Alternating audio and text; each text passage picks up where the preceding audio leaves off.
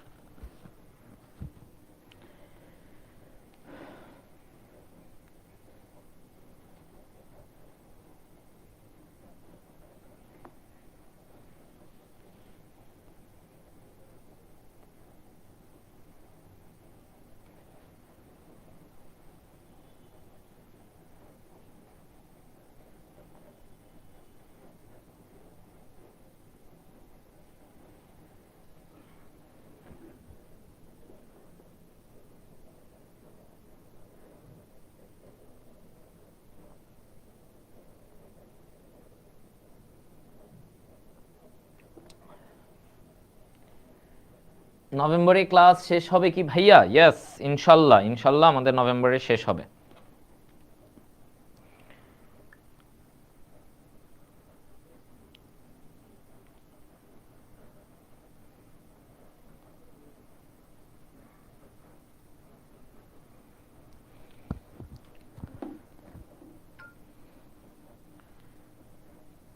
কই সবাই আসুক, কোষ রসায়ন তো ইম্পর্টেন্ট। এটা যদি না পারে, পর্ব 1 পড়াবো আজকে, মানে অর্ধেকের মতো পড়াবো।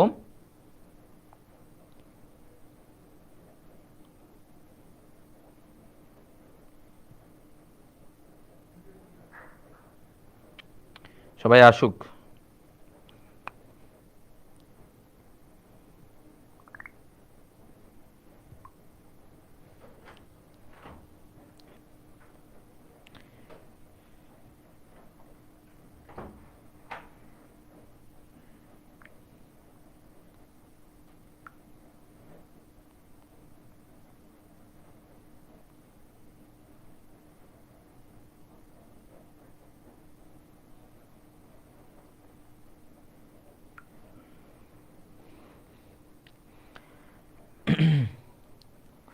ওয়ালাইকুম আসসালাম।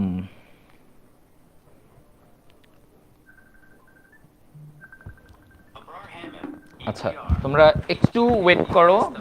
আমি একটা ইম্পর্টেন্ট কল, জাস্ট সবাই যুক্ত হোক, সবাই যুক্ত হোক। 1-2 মিনিটের মধ্যে শুরু করছি।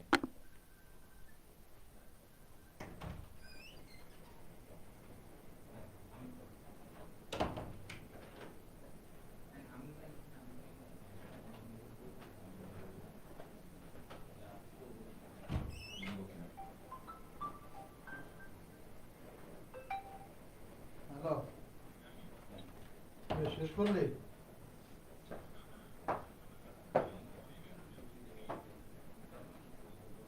শেষ হবে কখন? ও, বুঝতে পারছি। ঠিক আছে, ওকে ওকে, ঠিক আছে ওকে।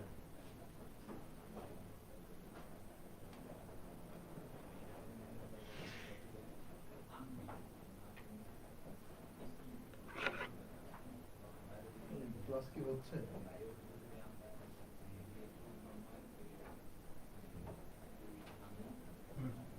ক্লাস না, আমি তো আপনাকে বাইরে যাবে? না না, এখানে এটাও না কথা আছে।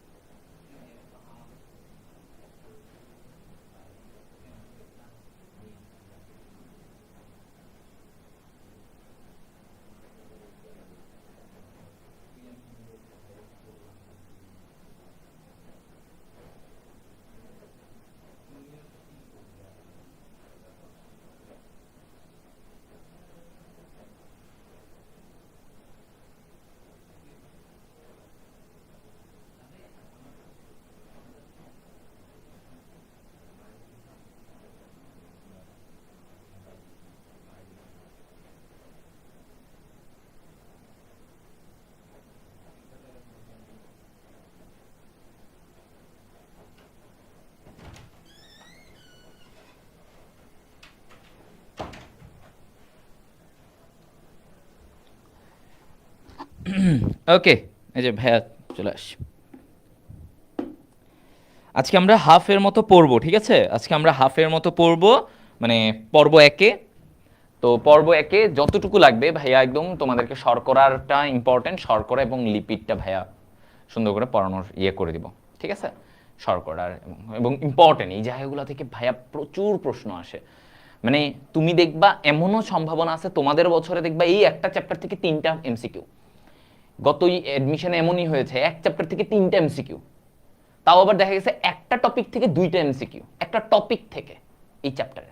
তো কখন কোন চ্যাপ্টার থেকে মানে কিরকম এমসিকিউ চলে আসে ইউ নেভার নো কখন কোনটা থেকে কিরকম এমসিকিউ চলে আসে।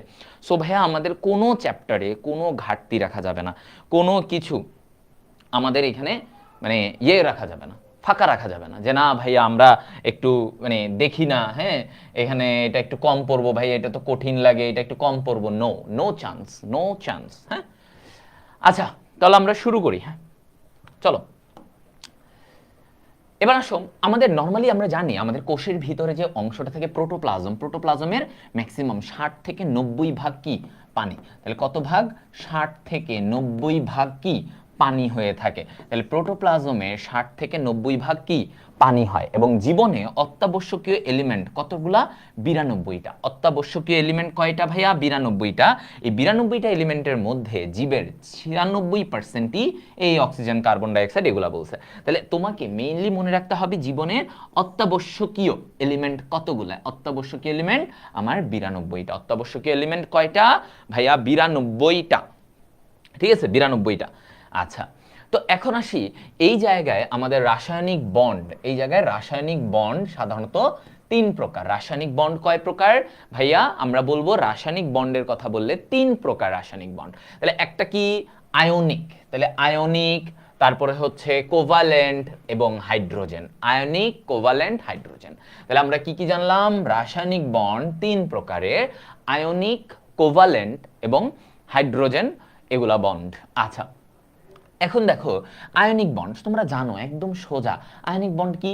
আমার একটা অ্যাটম মানে একটা পরমাণু ইলেকট্রন দিবে আর একজন ইলেকট্রন নিবে, একটা ইলেকট্রন দিবে আর একজন ইলেকট্রন নিবে, এইটা হচ্ছে কি আয়নিক বন্ড। এটা কি? Ionic bond. আচ্ছা, একজন ইলেকট্রন দিবে আর একজন নিবে, সহজ কথা। কোভালেন্ট বন্ড কি ভাইয়া? দুইজন শেয়ার করবে, দুইজন শেয়ার করবে, এই যে ইলেকট্রন শেয়ার করে।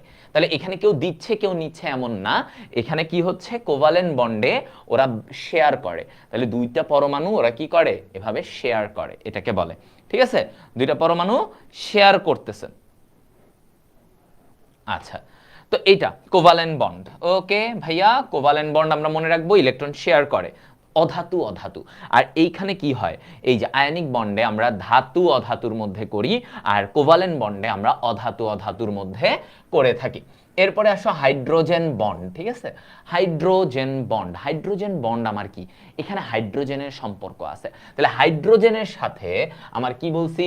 দেখো, হাইড্রোজেনের সাথে অধিক ঋণাত্মক নেগেটিভ চার্জ বিশিষ্ট পরমাণুর মধ্যে একটা আকর্ষণজনিত শক্তির কারণে যে বন্ড তৈরি হয়। তাহলে আমার একটা অধিক তড়িৎ ঋণাত্মক, যেমন নাইট্রোজেন, অক্সিজেন, ফ্লোরিন, ঠিক আছে, নাইট্রোজেন, অক্সিজেন, ফ্লোরিন, এই তিনটার সাথে আমার হাইড্রোজেনের যে একটা বন্ধন, সেটাকে আমরা বলি কি? সেটাকে আমরা বলি হাইড্রোজেন বন্ধন। তাহলে এখানে মূলত কোনো শেয়ারিং হয় না, এখানে হয় হচ্ছে কি? এখানে হয় হচ্ছে একটা আকর্ষণ কাজ করে। এখানে কি কাজ করে বলো তো? আকর্ষণ কাজ করে। আচ্ছা ফাইন, এরপরে আসো পেপটাইড বন্ড এবং গ্লাইকোসাইডিক বন্ড। পেপটাইড, পেপটাইড, প্রোটিনের মধ্যে যে বন্ড। তাহলে আমার দুইটা প্রোটিন অণু, ধরো এইখানে একটা প্রোটিন অণু, হ্যাঁ এইখানে একটা প্রোটিন অণু, তাহলে এই দুইটা প্রোটিন অণুর মধ্যে যে বন্ড, পেপটাইড। আচ্ছা, আবার শর্করার মধ্যে যে বন্ড, মনে করো এইখানে একটা শর্করা, এইখানে একটা শর্করা ভাইয়া, তাহলে এই দুইটার মধ্যে যে বন্ড সেটাকে বলে গ্লাইকোসাইডিক বন্ড। তাহলে গ্লাইকো মানে কি? গ্লাইকো মানে শর্করা, তাহলে গ্লাইকোসাইডিক বন্ড দুইটাকে এইভাবে জোড়া লাগাই দিছে, দুইটাকে জোড়া লাগায় দিছে। ঠিক আছে, জোড়া লাগাই দিছে। তাহলে আমার এই পয়েন্টগুলো মনে রাখতে হবে। গ্লাইকোসাইডিক বন্ড হচ্ছে গ্লাইকো মানে শর্করা, গ্লুকোজ থেকে গ্লাইকো। ওকে, ক্লিয়ার। এবার আসি আমরা শর্করার মধ্যে আমাদের যে সংজ্ঞাটা বলছেন, দেখো শর্করার মধ্যে আমাদের কি বলছে, কার্বন হাইড্রোজেন অক্সিজেন, তাহলে CHO এটার অনুপাত কেমন হবে 1:2:1, 1:2:1, তাহলে কার্বন হাইড্রোজেন অক্সিজেন এটার অনুপাত কেমন 1:2:1। আচ্ছা, তো এখন এই অনুপাতে থাকবে, দেখবা তুমি গ্লুকোজ C6H12O6, তাহলে 1:1 এভাবে থাকে। আচ্ছা, তো এখন আমরা যেমন এই জায়গাটাই বলি, দেখো শর্করা কিছু কিছু ক্ষেত্রে এটা নাও হতে পারে, কিছু কিছু যেমন সুক্রোজ, এখানে দেখো এই 1:1 এই অনুপাতটা মানে নাই, এই অনুপাতটা এখানে একটু মানে নাই, তো এটা কিছু ক্ষেত্রে আমার ভ্যারি করতে পারে, একটু আলাদা ব্যতিক্রমী হতেই পারে। এখন শর্করার মধ্যে আমরা কি বলবো, এই জায়গায় দেখো একটা সুন্দর সংজ্ঞা দেওয়া আছে যে যেই সকল অ্যালডিহাইড বা কিটোন জাতীয় যৌগ, তাহলে এরা কেমন, শর্করার মধ্যে যৌগগুলো কেমন হবে, অ্যালডিহাইড বা কিটোন মূলক থাকবে, যে কোনো একটা মূলক থাকবে। অ্যালডিহাইড বা কিটোন জাতীয় যৌগে হাইড্রোক্সিল গ্রুপ থেকে অথবা যারা আর্দ্র বিশ্লেষিত হয়ে কতগুলো হাইড্রোক্সিল গ্রুপ যুক্ত অ্যালডিহাইড বা কিটোন তৈরি করে। তার মানে আমার শর্করা মানে আমি কি বুঝতেছি, আমি বুঝতেছি এখানে অ্যালডিহাইড আর কিটোন। শর্করা মানে আমরা এখানে কি বুঝতেছি, অ্যালডিহাইড আর কিটোন, তাহলে কিটোন মূলক বা অ্যালডিহাইড মূলক এগুলো থাকতে হবে। আচ্ছা ফাইন, এখন কার্বোহাইড্রেট নামটা আসছে কোথা থেকে, হাইড্রেটস অফ কার্বন, হাইড্রেটস মানে কার্বনের জলায়ন, মানে কার্বনের সাথে পানি। তাহলে দেখো আমি কি বলি, কার্বনের সাথে পানি, কার্বন পানি CH2O, তাহলে কার্বনের সাথে পানি CH2O, এটাকে বলে হাইড্রেটস অফ কার্বন, থেকে কার্বোহাইড্রেট নামকরণটা করা হয়েছে। এবং এটা কি বলা হয়, কি কার্বনের জলায়ন, এটাকে কি বলা হয়, কার্বনের জলায়ন। ক্লিয়ার, কার্বনের জলায়ন। আচ্ছা ফাইন, এবার আসো এখানে আমাদের একটা তথ্য বলছে কি, আমাদের অধিকাংশ উদ্ভিদের শুকনো ওজনের 50 থেকে 80 ভাগ কি থাকে, কার্বোহাইড্রেট থাকে, কার্বোহাইড্রেট থাকে। তাহলে অধিকাংশ উদ্ভিদের শুকনো ওজনের আমার 50 থেকে 80 ভাগ কি থাকবে, কার্বোহাইড্রেট থাকবে, কার্বোহাইড্রেট থাকবে। আচ্ছা, এবার আসো কার্বোহাইড্রেটের উৎস, প্রধান উৎস কি, উদ্ভিদ। আমরা কার্বোহাইড্রেট বললে কোথা থেকে পাই, উদ্ভিদের যা পাবা, উদ্ভিদের ভিতরে সঞ্চিত খাদ্য, উদ্ভিদের গঠন সবকিছু কি, সবকিছু হচ্ছে ভাইয়া এই যে শর্করা, সবকিছু শর্করা। তাহলে আমরা শর্করার প্রধান উৎস বললে আমরা বলবো উদ্ভিদ। তো এখানে বৈশিষ্ট্যগুলো আমরা একটু বুঝে বুঝে পড়বো যে কি কি হইতে পারে। যেমন দেখো ওদের গঠনটা অনেক রকম হইতে পারে, যেমন দানাদার, চিনি, চিনি দেখো একটা শর্করা, ও দানাদার দানা দানা মতো থাকে না। আবার গ্লুকোজ থাকে যেগুলো একটু পাউডারের মতো, গ্লুকোজ খাইছো, হ্যাঁ ওই যে দৌড়াদৌড়ি করার পরে গ্ল্যাক্সোজ, হ্যাঁ প্যাকেটে গ্ল্যাক্সোজ নামে বিক্রি করে, তাহলে ওই যে পাউডারের মতো হতে পারে। এবং তন্তুময় সুতার মতো, এই যে সেলুলোজ, আমরা যে দড়ি ব্যবহার করি, এই সুতা এগুলোতে কি থাকে, সেলুলোজ থাকে, তাহলে তন্তুময় মানে সুতার মতো হতে পারে, তাহলে গাঠনিকভাবে অনেক রকমের হতে পারে। আবার বলা হচ্ছে স্বাদের দিক থেকে মিষ্টিও হতে পারে, অমিষ্টি মিষ্টিহীনও হতে পারে। যেমন ভাতের কি কোনো স্বাদ আছে বলো, ভাতের কোনো স্বাদ নাই, তাই না, ভাতের কোনো স্বাদ নাই, কিন্তু তুমি সুক্রোজ দাও, এখানে কিন্তু একটা মিষ্টি, একটা মজা, হ্যাঁ এই জায়গাটায় একটা মজা কাজ করে। তাহলে এই জিনিসটা আমার বলছে স্বাদে মিষ্টি বা স্বাদহীন, সেলুলোজ, স্বাদহীন কোনটা, সেলুলোজ বা স্টার্চ এগুলা। বেশি তাপ প্রয়োগে অঙ্গারে পরিণত হয়, মানে কয়লার মতো একদম শক্ত হয়ে যায়। তুমি শর্করাকে বেশি তাপ দিবা, ওরা কি হবে, অঙ্গার মানে কয়লার মতো শক্ত হয়ে যাবে। আচ্ছা, তারপরে বলছে এদের অধিকাংশ পানিতে অদ্রবণীয়, তবে কিছু আছে যারা পানিতে দ্রবণীয়, যেমন গ্লুকোজ, সুক্রোজ। দেখো চিনি কিন্তু পানিতে দ্রবণীয়, দ্রবণীয় না, তাহলে কিছু আছে পানিতে দ্রবণীয়। আবার তুমি যদি ভাত মানে স্টার্চ, এইটাকে যদি তুমি পানিতে দাও, এটা কি, এটা দেখবা অদ্রবণীয়। ওকে, এরপরে দেখো অ্যাসিডের সাথে মিশে এরা এস্টার যৌগ গঠন করে, অ্যাসিডের সাথে ওরা বন্ধন করে করে কি যৌগ তৈরি করে, এস্টার, এস্টার নামক যৌগ। হ্যাঁ আচ্ছা গেল। তারপরে দেখো এরা কেমন, আলোক সক্রিয়, তোমরা কেমিস্ট্রিতে পড়েছো এই যে গ্লুকোজ, হ্যাঁ আমরা বলি alpha D glucose, beta D glucose, তাহলে এই যে গ্লুকোজ এরা কেমন, আলোক সক্রিয়, তার মানে ওরা আলোক সমানুতা কি করে, প্রদর্শন করে। তাহলে আলোটা ধরো একটা আলো আসলো, এই আলোটাকে এই গ্লুকোজ এই দিকেও রোটেট করতে পারে, এই দিকেও রোটেট করতে পারে, ঠিক আছে, এই দিকেও রোটেট করতে পারে, ওই দিকেও রোটেট করতে পারে। তাহলে আমরা এই জিনিসটাই মনে রাখবো, আলোক সক্রিয়, আলোক সমানুতা প্রদর্শন করে, আলোক সমানুতা অর্থাৎ ওই যে আমরা বলেছি ডি গ্লুকোজ, এল গ্লুকোজ, এই ব্যাপারগুলা কাজ করে, ঠিক আছে, এই ব্যাপারগুলা কাজ করে। হ্যাঁ, ডি গ্লুকোজ এল গ্লুকোজ তোমরা পড়েছো, এই কনসেপ্টটা তোমাদের ছিল না? হ্যাঁ বলো।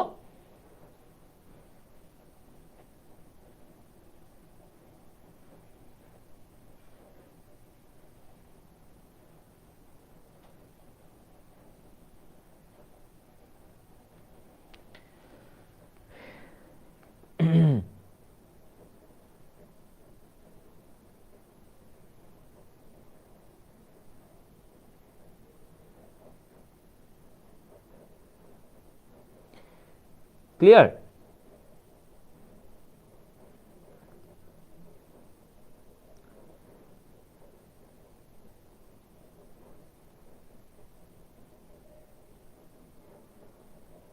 বলো। আচ্ছা ফাইন।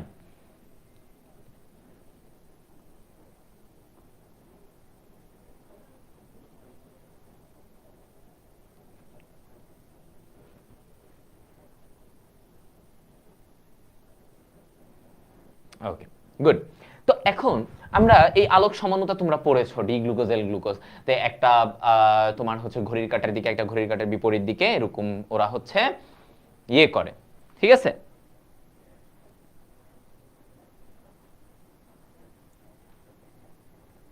ওকে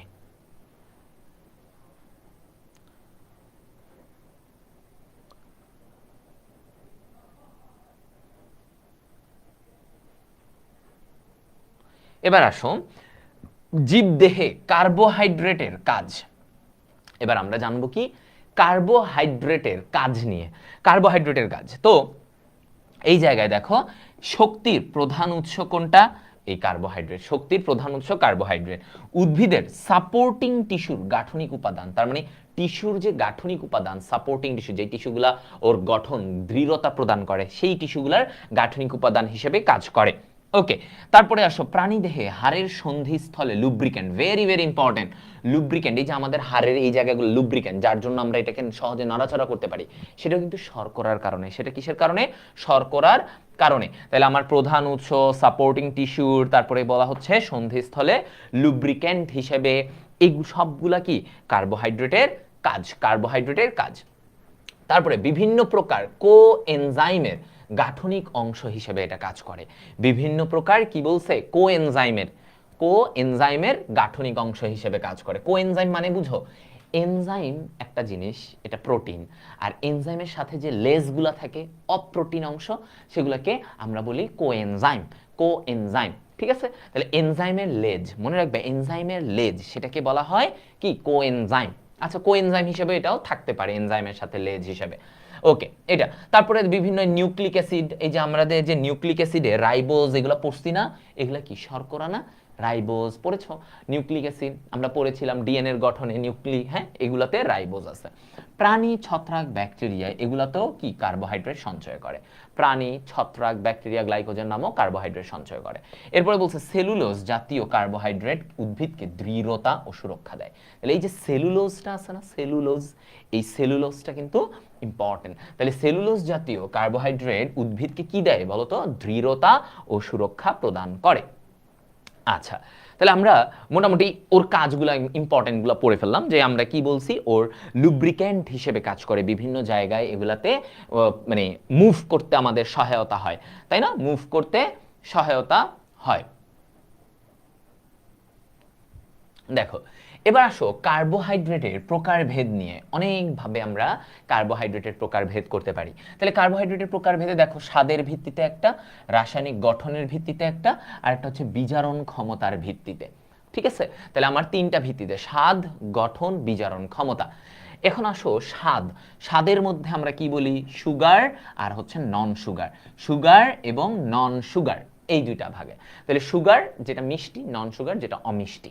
আচ্ছা, গঠনের দিক থেকে হতে পারে, বিজারণ ক্ষমতার দিক থেকে। তাহলে বিজারণ ক্ষমতায় কি বলছি? রিডিউসিং, আর একটা হচ্ছে কি? নন রিডিউসিং। রিডিউসিং আর একটা হচ্ছে নন রিডিউসিং। তাহলে কিছু আছে যারা বিজারণ করতে পারে, কিছু আছে যারা বিজারণ করতে পারে না, কিছু আছে যারা বিজারণ করতে পারে না। তাহলে একটা হচ্ছে নন রিডিউসিং।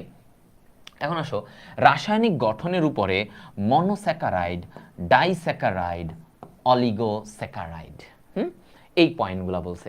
আচ্ছা, তো এগুলো নিয়ে আমরা বিস্তারিত আরো আলোচনা করব। আমরা এগুলো নিয়ে আস্তে আস্তে ধাপে ধাপে যে কতভাবে তাহলে গঠন, স্বাদ, বিজারণ ক্ষমতা, এদের অনেক কিছুর উপরেই আমরা এটা ভাগ করতে পারি। আসতেছি আমরা সবকিছু ইন ডিটেলস আলোচনা আমরা করব। আচ্ছা, তো প্রথমেই আমরা যেই কথাটা বলি যে দেখো এখানে আমাদের যে একটা মেইন পয়েন্ট এই জায়গাতে, যে আমরা এবার মনোস্যাকারাইড নিয়ে আলোচনা করব। তাহলে আমাদের প্রথম কথা, এই রাসায়নিক গঠন অণুর ভিত্তিতে আমরা ভাগ করে থাকি। তাহলে কি কি? মনো, ডাই, অলিগো আর হচ্ছে পলি। রাসায়নিক গঠন মানে কি দেখো, মনোস্যাকারাইড অর্থাৎ এই যৌগটাকে ভাঙলে তুমি আর কিছুই পাবা না, মানে ওরা আর ভাঙাই যাবে না। ও হচ্ছে সবচেয়ে সরলতম উপাদান, ঠিক আছে? তাহলে ও হচ্ছে কি সবচেয়ে সরলতম মনোস্যাকারাইড। আবার ডাইস্যাকারাইড দুইটা। তার মানে ওকে ভাঙলে তুমি দুইটা যৌগ পাবা, যৌগ পাবা। ওকে, ডাই। অলিগো অল্প। তাহলে দেখো এই যৌগটাকে ভাঙলে আমরা অল্প কিছু মনোস্যাকারাইড পাবো। তাহলে এটাকে কি বলবো? অলিগো। আর পলি, তাহলে পলি কি? অনেক। পলি মানে কি বলতো? পলি মানে হচ্ছে অনেক। তাহলে পলিস্যাকারাইড, তার মানে অনেকগুলা মনোস্যাকারাইড পাবো। তাহলে আমরা এই গঠন অনুযায়ী এর চারটা: মনোস্যাকারাইড, ডাইস্যাকারাইড, অলিগোস্যাকারাইড, পলিস্যাকারাইড। ঠিক আছে? আচ্ছা, তো এখন দেখো এই যে এই মনোস্যাকারাইডের ব্যাপার নিয়ে আমরা বলতেছি। তো মনোস্যাকারাইডের মধ্যে আমাদের অনেক রকমের ব্যাপার আছে। যেমন মনোস্যাকারাইড যৌগগুলোর মধ্যে কিছু আছে কি অ্যালডিহাইড মূলক থাকে, আমরা বলেছিলাম। আবার কারো কি থাকে বলতো? কিটোন মূলক থাকে। তাহলে কারো অ্যালডিহাইড মূলক থাকবে, আবার কারো কি থাকবে? এই কিটোন মূলকটা থাকবে। আচ্ছা, ফাইন। তো এখন আমরা যদি আসি যে এই মনোস্যাকারাইডের মধ্যে কি বলছি, মনোস্যাকারাইড এই জায়গাটা যেটাতে ভাঙলে আর কিছু পাওয়া যাবে না, এই মনোস্যাকারাইড, হ্যাঁ, এটা কয় রকমের? এটা কার্বনের সংখ্যার উপরে ভিত্তি করে আমরা এটা অনেকভাবে ভাগ করি। কার্বনের সংখ্যার উপরে ভিত্তি করে আমরা ভাগ করতে পারি। যেমন দেখো কার্বনের সংখ্যার উপরে কি বলছে, আমি বলতেছি ট্রায়োজ। ট্রাই মানে কি? ট্রাই মানে কি? 3। তাহলে 3 কার্বন বিশিষ্ট এটাকে কি বলা হয়? ট্রায়োজ। কি বলা হবে? ট্রায়োজ। এখন এটার উদাহরণ কি দেখো, আমার গ্লিসারালডিহাইড এবং ডাইহাইড্রক্সি অ্যাসিটোন।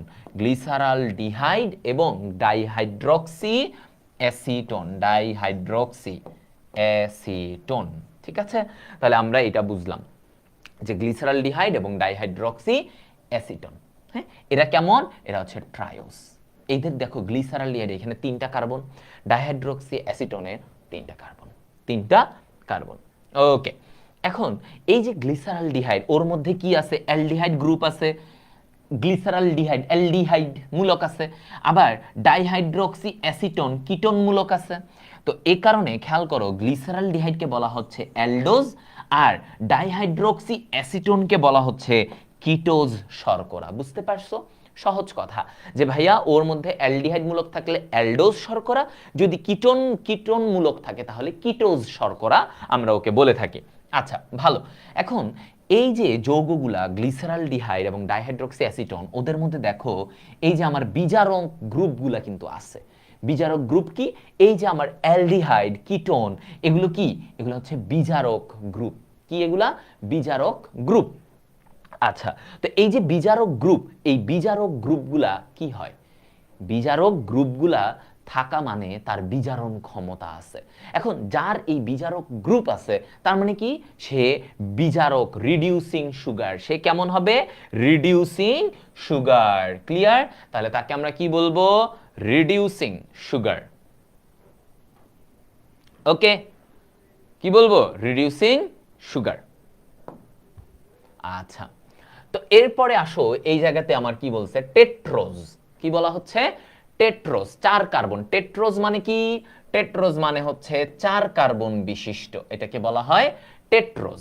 আচ্ছা, তো টেট্রোজের মধ্যে দেখো ইরিথ্রোজ আছে, হ্যাঁ, এটা কি একটা অ্যালডোজ শর্করা আছে, ইরিথ্রুলোজ, রোলোজ, এটা হচ্ছে কিটোজ শর্করা, মানে এখানে কিটোন মূলক আছে। তাহলে erythrose, aldose, threose, aldose, erythrulose, threulose, ketone, হ্যাঁ, একটু বড়। আচ্ছা, এখন টেট্রা মানে তো 4, এগুলা হয়ে গেল এরিথ্রোজ। এরিথ্রোজ মানে এরিথ্রো কথার এখানেই মানে কি আছে, 4 আছে। কি আছে? 4। আচ্ছা, এবার আসো পেন্টোজ। পেন্টোজ, পেন্টা মানে কি 5। আচ্ছা, তো এরা কিন্তু সবাই দেখো, এরা কিন্তু সবাই মনোস্যাকারাইড। এরা কি সবাই? মনোস্যাকারাইড। ঠিক আছে, এরা সবাই মনোস্যাকারাইড। এর মধ্যে কার্বনের সংখ্যা অনুযায়ী ভাগ করলাম। পেন্টোজ তাহলে কি বলবো? ওই যে রাইবোজ, জাইলোজ, ডিঅক্সিরাইবোজ, এগুলা সব কি পেন্টোজ। এর মধ্যে এই যে আবারও দেখো উলোজ, রাইবুলোজ, এটা কি কিটোজ শর্করা, মানে ওর এখানে কিটোন মূলক আছে। তাহলে এই যে যেগুলাতে উলোজ আছে, উলোজ, এগুলা কি কিটোন, এগুলাতে কি থাকে? কিটোন মূলক থাকে। আর যেগুলাতে তোমার হচ্ছে যে এই যে এরকম ওজ, ওজ, উলোজ নাই, ওজ, তাহলে এগুলাতে কি আছে? অ্যালডোজ। এগুলা কি? অ্যালডোজ। ঠিক আছে? হ্যাঁ, না আজকে এই অধ্যায়ের অর্ধেক পড়াবো, অর্ধেক। তাহলে আমাদের মোটামুটি এই পয়েন্টটা তোমরা ক্লিয়ার হয়ে গেছো। এবার আসো আমরা রাইবোজের পয়েন্টে আসি। তাহলে আমরা রাইবোজ আমরা জানি, আমরা পড়েছি আরএনএ এর গঠনে, আর ডিঅক্সি রাইবোজ ছিল ডিএনএ এর গঠনে, তাই না? তাহলে এই জিনিসটা দেখো, সাল দরকার নাই, সাল পড়বা না, সাল আসে না। রাইবো নিউক্লিক অ্যাসিড বা আরএনএ এর একটি গঠনের একক, ঠিক আছে? এবং এর আণবিক সংকেত C5H10, C5H10O5, C5H10O5। আচ্ছা, এবং এইখানে অ্যালডিহাইড মূলক থাকায় এটাকে অ্যালডোপেন্টোজ বলা হয়। কি বলা হয়? অ্যালডোপেন্টোজ। রাইবোজ শর্করার গলনাঙ্ক 95 ডিগ্রি সেলসিয়াস, 95 ডিগ্রি সেলসিয়াস। ওকে, এটা মনে রাখবা, এগুলা নিয়ে আসবে। এবার আসো ডিঅক্সিরাইবোজ। হ্যাঁ, এবার আসো ডিঅক্সিরাইবোজ কোথায় থাকে? ডিএনএ তে থাকে। এটা কার গঠন? ডিএনএ। এবং ডিঅক্সি মানে কি? এখানে একটা অক্সিজেনের অভাব, ডিঅক্সি, অক্সিজেনের অভাব আছে। তাহলে এই জায়গায় দেখো O4 মানে কি?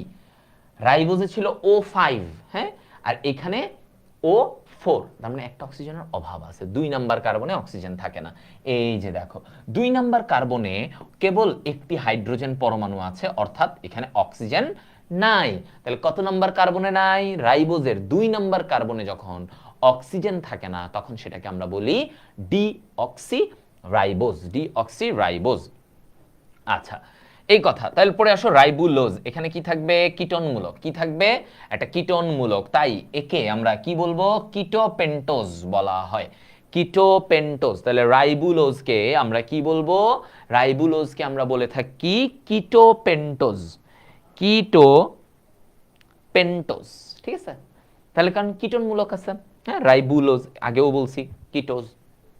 এখন এই যে রাইবোজ আর ডিঅক্সিরাইবোজের মধ্যে পার্থক্য ইম্পর্টেন্ট। কি পার্থক্য করছেন? পার্থক্যের জায়গাটা কি? হ্যাঁ, ওকে, দেখো এই জায়গাটা একটু খেয়াল করতে হবে তোমাদেরকে।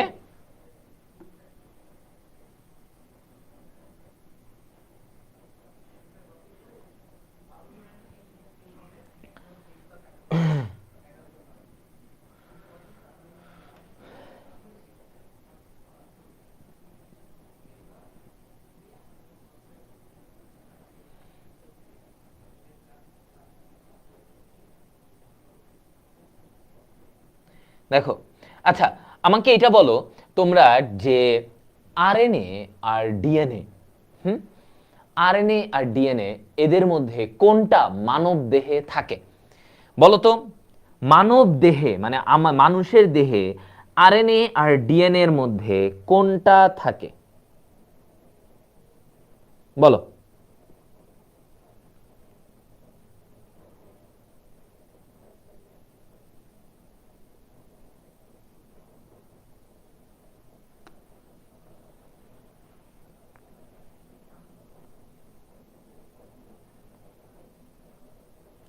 দেখি বলো তো।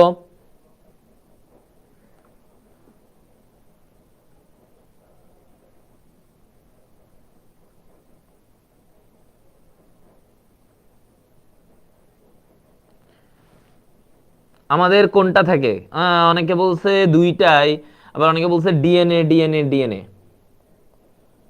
হ্যাঁ,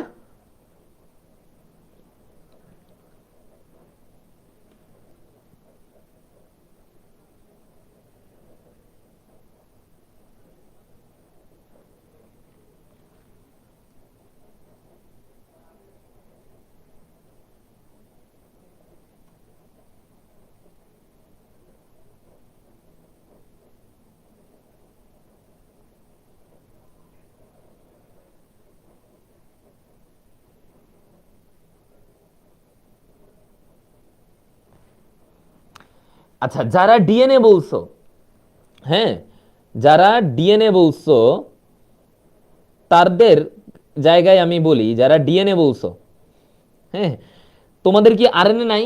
তাহলে তোমরা তোমরা ভাই শেষ।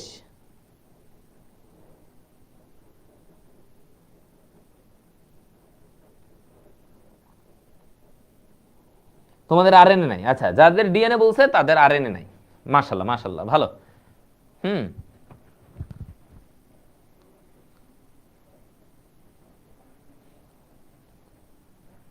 তাদের আরএনএ নাই। মানব দেহে দুইটাই থাকে।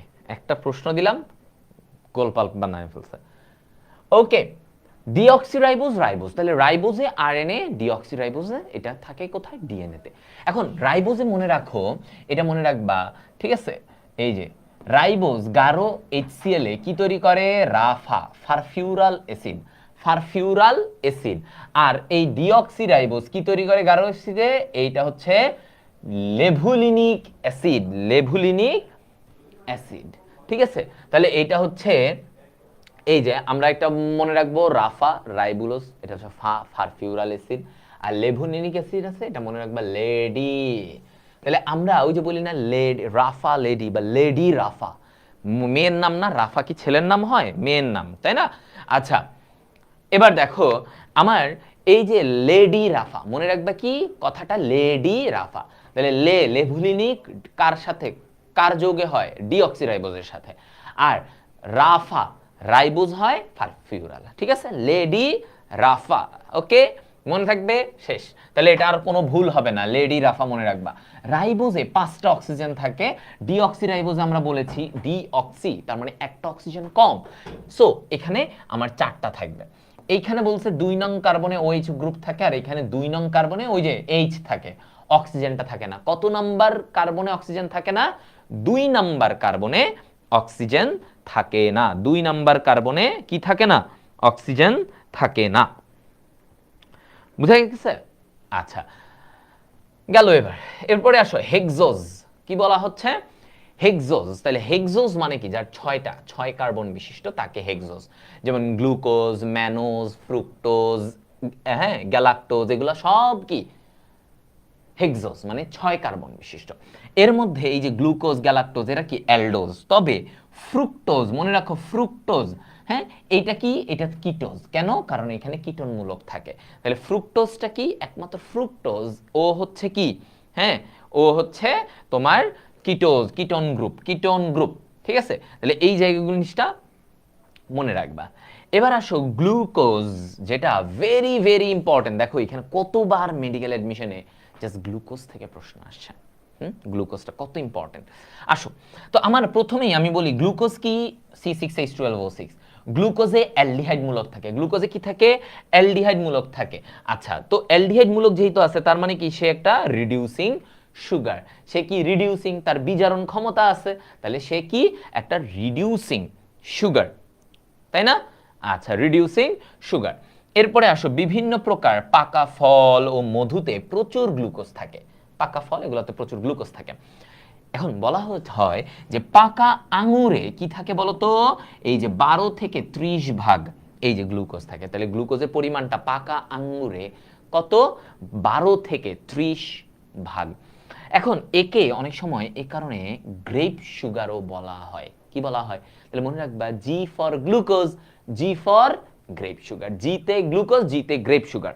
আর এর মধ্যে কি বলছে? পাকা আঙুরে কতটুকু থাকে? এগুলো আসে কিন্তু 12 থেকে 30 ভাগ আমার খালি গ্লুকোজই থাকে। আচ্ছা এবং শ্বসনের প্রাথমিক পদার্থ কোনটা? শ্বসনের প্রাথমিক পদার্থ হচ্ছে গ্লুকোজ ভাইয়া, তাই না? শ্বসনের প্রাথমিক পদার্থ কোনটা? গ্লুকোজ না?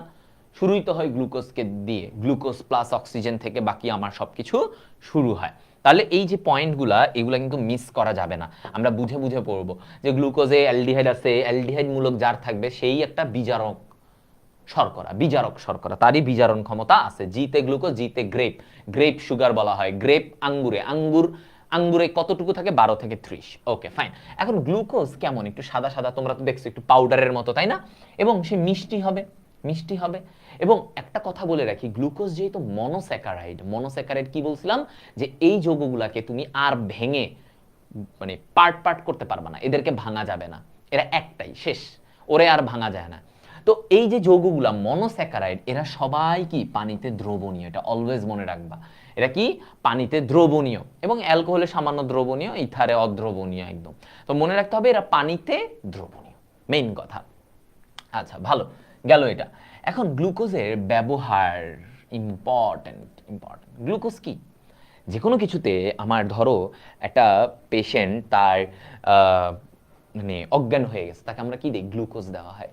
কারো কোনো মানে ধরো সে খাইতে পারতেছে না, অপারেশন হয়েছে এরকম টাইপের, তাকে কি দেওয়া হয়? গ্লুকোজ দেওয়া হয়। ঠিক আছে? তো এই জিনিসটা, কারণ এটা রোগীকে দ্রুত শক্তি যোগায়। এরপরে বলছে বিভিন্ন ফল সংরক্ষণে আমার গ্লুকোজ ব্যবহার করা হয়। কি সংরক্ষণে? ফল, ফলের সংরক্ষণে গ্লুকোজ ব্যবহার করা হয়। ক্যালসিয়াম গ্লুকোনেট হিসেবে ওষুধ শিল্পে গ্লুকোজ ব্যবহৃত হয়। তাহলে এই যে ক্যালসিয়াম গ্লুকোনেট হিসেবে, তাহলে আমার এই যে গ্লুকোজ ক্যালসিয়াম গ্লুকোনেট, কি বলছি? ক্যালসিয়াম গ্লুকোনেট এই হিসেবে ওষুধ শিল্পেটা ক্যালসিয়াম গ্লুকোনেট প্রচুর লাগে বাচ্চাদেরকে, যারা একদম ধরো নবজাতক মাত্র জন্ম নিছে, তাদের বিভিন্ন ধরো অনেক আক্রান্ত হয় বা তারা ওজনে কম হয়, বিভিন্ন রোগে আক্রান্ত হয়, তখন তাদেরকে ক্যালসিয়াম গ্লুকোনেট দিয়ে তাদেরকে টিকায় রাখা হয়। তারা তো খাইতে পারে না, তাদেরকে ক্যালসিয়াম গ্লুকোনেট দিয়ে টিকায় রাখা হয়। তাহলে এটা ইম্পর্টেন্ট, হ্যাঁ, এটা তোমার জন্য ইম্পর্টেন্ট। আচ্ছা, তারপরে আসো কি বলছি? ভিটামিন সি তৈরি করার জন্য এটা লাগে। তাহলে গ্লুকোজ, গ্লুকোজ তাহলে কোজ, গ্লুকোজ কি? Vitamin C, vitamin C must লাগবে। কোনটা? এটা আসছিল একবার যে কোন ভিটামিন তৈরিতে? ভিটামিন সি তৈরিতে আমার গ্লুকোজ ব্যবহৃত হয়।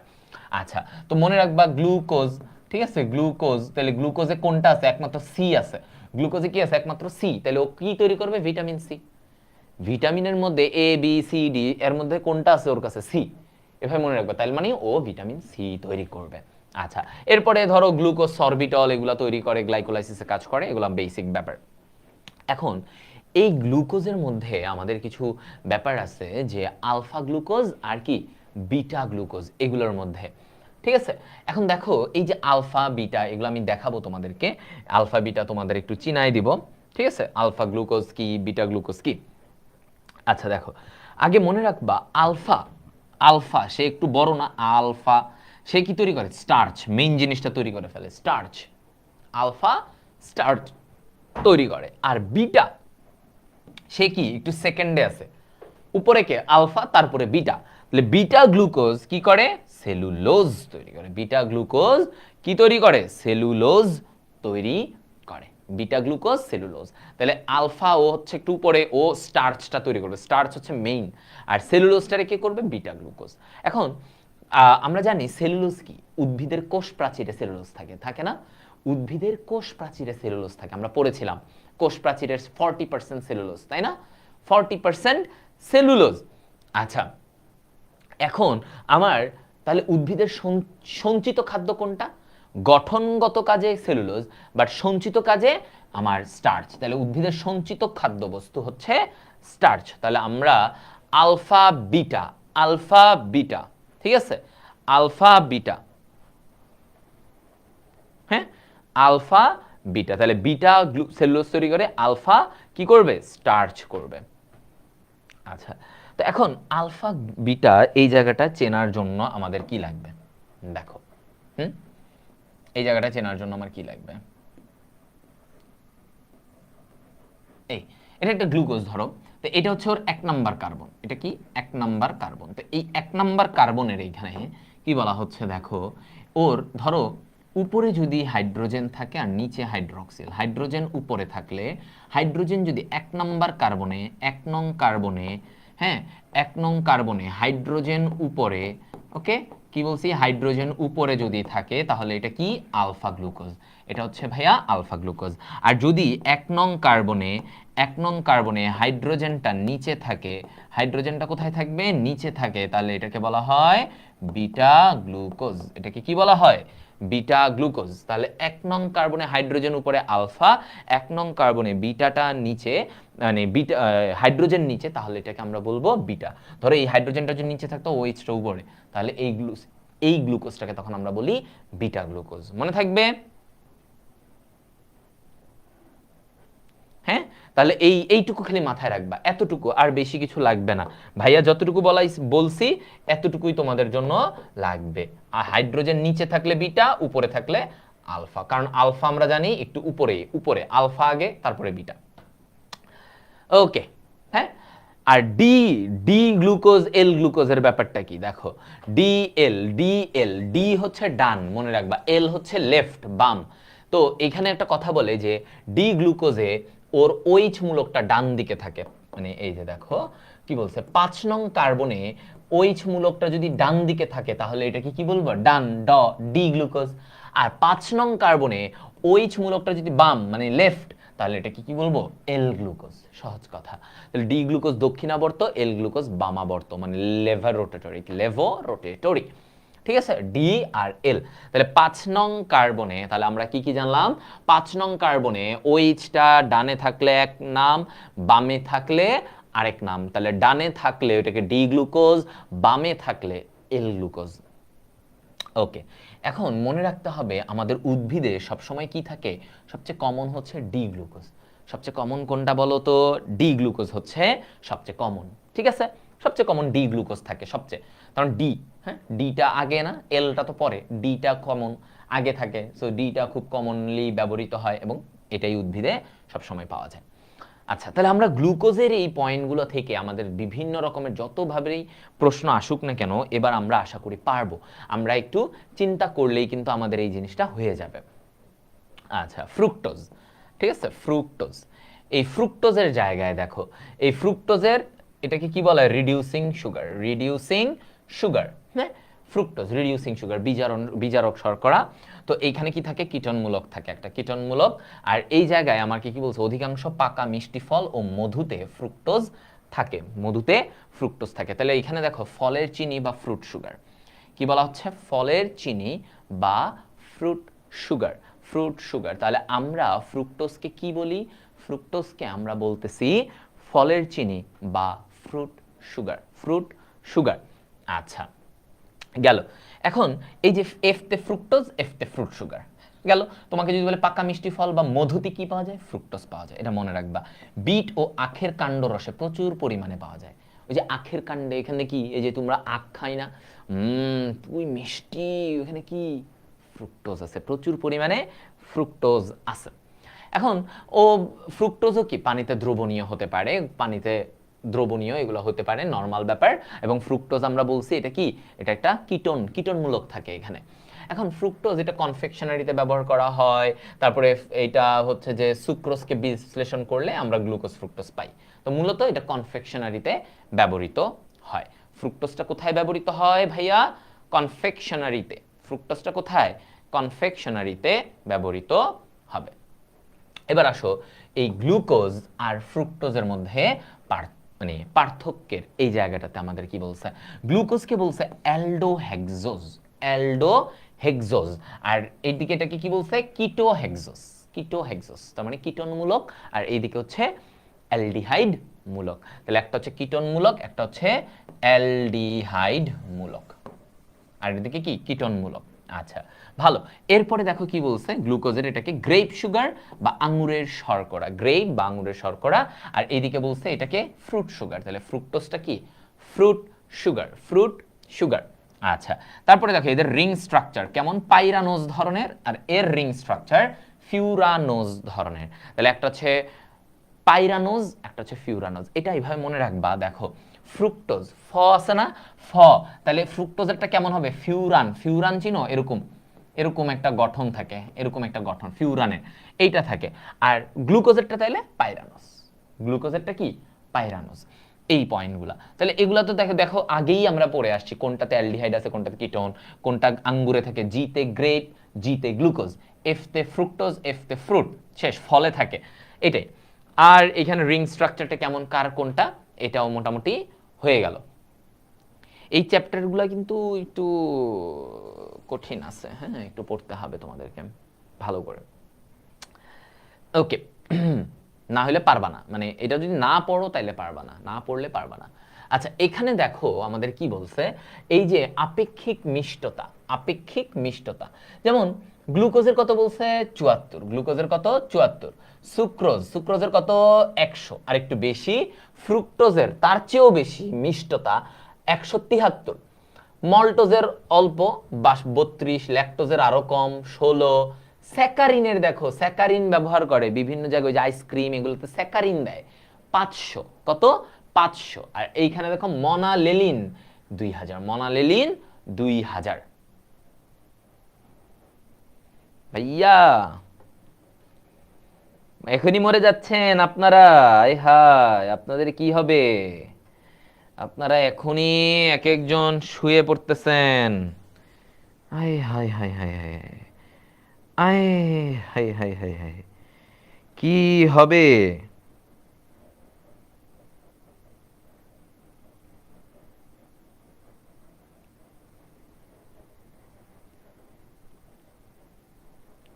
হ্যাঁ আপনারা যদি এখনই মরে যান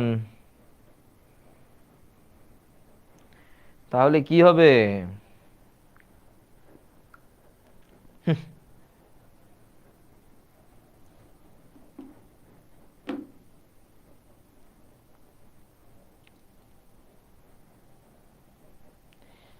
তো দেখো তাহলে এই মনালেলিন এটা কি 2000, 2000 চিন্তা করো।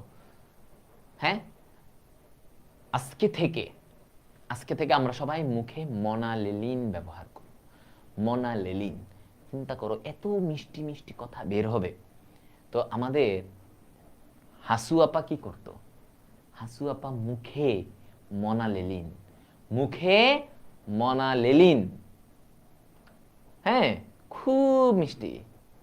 আর ভিতরে ভিতরে কি, ভিতরে ভিতরে মিষ্টতা হচ্ছে ল্যাকটোজের মতো, ভিতরে ভিতরে তার মিষ্টতাকে ওই ল্যাকটোজের মতো 16 নাই বললেই চলে, 0 হইতে পারে। তাহলে বাইরে বাইরে মনালেলিন, ভিতরে ভিতরে, হ্যাঁ। আর স্যাকারিন কারা, স্যাকারিন হচ্ছে ওই যে পলক সাহেব, কাদের সাহেব, তারা হচ্ছে স্যাকারিন, স্যাকারিনের মতো, হ্যাঁ তারা আর একটু মাঝে মাঝে খুব মিষ্টি কথা বলে, হ্যাঁ এই বুঝছো ভাই। আপনি না তোমারে কি বইলা গেছে আমি কি, হ্যাঁ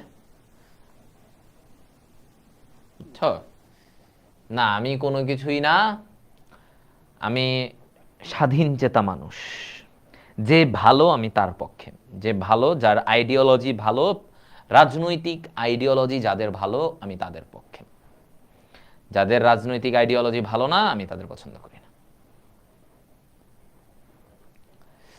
ঠিক আছে ভাইয়ারা, ঠিক আছে, ওকে ডান। এবার হেপ্টোজ, এটা একটা অ্যালডোজ শর্করা, অ্যালডোজ অ্যালডিহাইড আছে, শেষ, এখানে আর কোনো ঝামেলা নেই। এবার আসো ডাইস্যাকারাইড নিয়ে কথা। তো ডাই, ডাই মানে কি দুই, তাহলে দুইটা মনোস্যাকারাইড মিলে একটা ডাইস্যাকারাইড হয়। অর্থাৎ আমি যদি বলি একটা ডাইস্যাকারাইডকে ভাঙলে আমরা কি পাবো, আমরা দুইটা মনোস্যাকারাইড পাবো। তাহলে একটা ডাইস্যাকারাইডকে ভাঙলে আমরা কি পাবো, দুইটা মনোস্যাকারাইড পাবো। এখন এই ডাইস্যাকারাইডের মধ্যে আমার কি আছে, সুক্রোজ, সিলোবায়োজ, ম্যালটোজ, ল্যাকটোজ, হ্যাঁ ওকে ওকে। তাহলে দেখো সুক্রোজ, ম্যালটোজ, হ্যাঁ ম্যালটোজ, সেলোবায়োজ, ল্যাকটোজ, এই চারটা, এগুলা কি, এগুলা হচ্ছে ভাইয়া আমাদের, হ্যাঁ ডাইস্যাকারাইড, এগুলো কি ডাইস্যাকারাইড। আর এই ডাইস্যাকারাইডের সংকেত কি C12H22O11, হ্যাঁ এটা হচ্ছে। তাহলে সুক্রোজ, সেলোবায়োজ, আর ম্যালটোজ ল্যাকটোজ। এগুলা এখন এগুলা ভাঙলে কি পাওয়া যায় এগুলাও আমাদের জানতে হয়, অনেক সময় এগুলা থেকে প্রশ্ন আসে। এগুলা থেকে প্রশ্ন আসে। তাহলে দেখো সুক্রোজকে ভাঙলে আমরা কি পাবো? Glucose plus fructose. তাহলে সুক্রোজকে ভাঙলে আমরা কি পাবো? Glucose plus fructose. ম্যালটোজকে ভাঙলে আমরা কি পাবো? Glucose plus glucose. কি পাবো? ম্যালটোজকে ভাঙলে গ্লুকোজ প্লাস গ্লুকোজ পাবো। ল্যাকটোজকে ভাঙলে আমরা কি পাবো? Glucose plus galactose. হ্যাঁ, ল্যাকটোজ। তাহলে এই জিনিসগুলো কিন্তু তোমাদের আসবে যে গ্লুকোজকে ভাঙলে মানে ম্যালটোজকে ভাঙলে দুইটা গ্লুকোজ, ল্যাকটোজকে ভাঙবা গ্লুকোজ গ্যালাক্টোজ, শেষ, গ্লুকোজ গ্যালাক্টোজ। আর সুক্রোজের ভাঙবা গ্লুকোজ আর ফ্রুক্টোজ। সুক্রোজ কি মিষ্টি না? তাহলে গ্লুকোজ ফ্রুক্টোজ দুইটাই মিষ্টি। হ্যাঁ, আর দুধে থাকে ল্যাকটোজ, তাই না? দুধে ল্যাকটোজ থাকে। তো দুধের এটাতে এত ফ্রুক্টোজ থাকে না, এত মিষ্টি তো হয় না। দুধ কি এত মিষ্টি হয়? এত মিষ্টি হয় না। তো এই যে গ্লুকোজ জোড়া লেগে সুক্রোজ হলো, হ্যাঁ, গ্লুকোজ ফ্রুক্টোজ জোড়া লেগে, এই বন্ধনটাকে আমরা কি বলি? গ্লাইকোসাইডিক বন্ধনী। এটা আমরা বলেছি যে শর্করার মধ্যের বন্ধনকে কি বলা হয়? গ্লাইকোসাইডিক বন্ধন। আচ্ছা, তো এখন এই সুক্রোজের মধ্যে আমরা যে বলি সুক্রোজের উদ্ভিদের প্রধান ডাইস্যাকারাইড হলো সুক্রোজ। প্রধান ডাইস্যাকারাইড। উদ্ভিদে খাবার পরিবাহিত হয় কোন রূপে? সুক্রোজ রূপে। মনে রাখতে হবে উদ্ভিদে, এই যে দেখো একটা কথা বলছে, সবুজ উদ্ভিদের পাতায় প্রস্তুত কার্বোহাইড্রেট সুক্রোজ হিসেবে বিভিন্ন অঙ্গে পরিবাহিত হয়, এই কথাটা বলছে। হ্যাঁ, মনে থাকবে। তাহলে এখন এই যে সুক্রোজ তৈরি হয়েছে গ্লুকোজ আর ফ্রুক্টোজ মিলে, গ্লুকোজ ফ্রুক্টোজ মিলে আমার কি তৈরি হয়েছে? সুক্রোজ। এখন এই সুক্রোজ গ্লুকোজ ফ্রুক্টোজ মিলে তৈরি হয়েছে, কিন্তু খেয়াল করো আমরা জানি গ্লুকোজ এবং ফ্রুক্টোজ দুইজনই রিডিউসিং সুগার। দুইজনই কি? Reducing sugar. কিন্তু সুক্রোজ সে কি? রিডিউসিং সুগার নয়। সুক্রোজ কিন্তু কোনো ধরনের রিডিউসিং সুগার না। সুক্রোজ কোনো ধরনের রিডিউসিং সুগার না। বুঝা গেল? সুক্রোজ কোনো ধরনের রিডিউসিং সুগার না। তাহলে এই পয়েন্টটা হইলো। তাহলে সবুজ উদ্ভিদের পাতায় প্রস্তুত কার্বোহাইড্রেট সুক্রোজ হিসেবে বিভিন্ন অঙ্গে পরিবাহিত হয়। গ্লুকোজ এবং ফ্রুক্টোজ দুজনেই রিডিউসিং সুগার, কিন্তু সুক্রোজ রিডিউসিং সুগার না, কারণ ওর বন্ধনটা নষ্ট হয়ে যায়। ওর বন্ধন হওয়ার সময়, এই যে সুক্রোজ বন্ধন হওয়ার সময় ওর অ্যালডিহাইড এবং কিটোনমূলকটা হারায় যায়। তো অ্যালডিহাইড কিটোনমূলক হারায় গেলে সেটা কি? তার বিজারণ ক্ষমতা হারায় ফেলে। এবার আসো কি বলছে? ইক্ষুর রসে, আখের রসে তো কি চিনি থাকে? কত পার্সেন্ট? 15% সুক্রোজ। কত পার্সেন্ট থাকে? 15%ই থাকে আমার সুক্রোজ। ঠিক আছে, আখের রসে।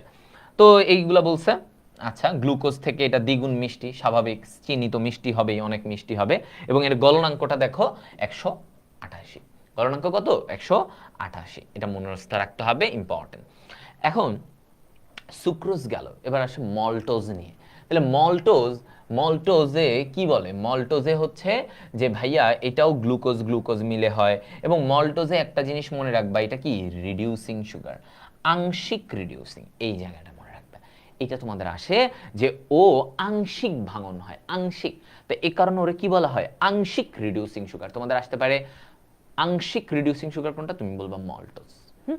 আচ্ছা, এখন এই যে আমরা সুক্রোজের কথা বললাম, সুক্রোজ তো আমার মিষ্টি। সো যত মিষ্টি জাতীয় জিনিস সেখানে কি আছে? সুক্রোজ আছে, মানে চিনি আছে। আচ্ছা, আরেকটা কথা বলছে দেখো, অক্সালিক অ্যাসিড তৈরির জন্য আমার সুক্রোজ ব্যবহৃত হয়। সুক্রোজ কি করে? অক্সালিক অ্যাসিড তৈরি করে সুক্রোজ। ঠিক আছে, সুক্রোজ অক্সালিক অ্যাসিড তৈরি করবে। এটা আসতে পারে যে তোমাদের এটা আসবে যে অক্সালিক অ্যাসিড প্রস্তুত করতে কোনটি ব্যবহৃত হয়। হ্যাঁ, এটা।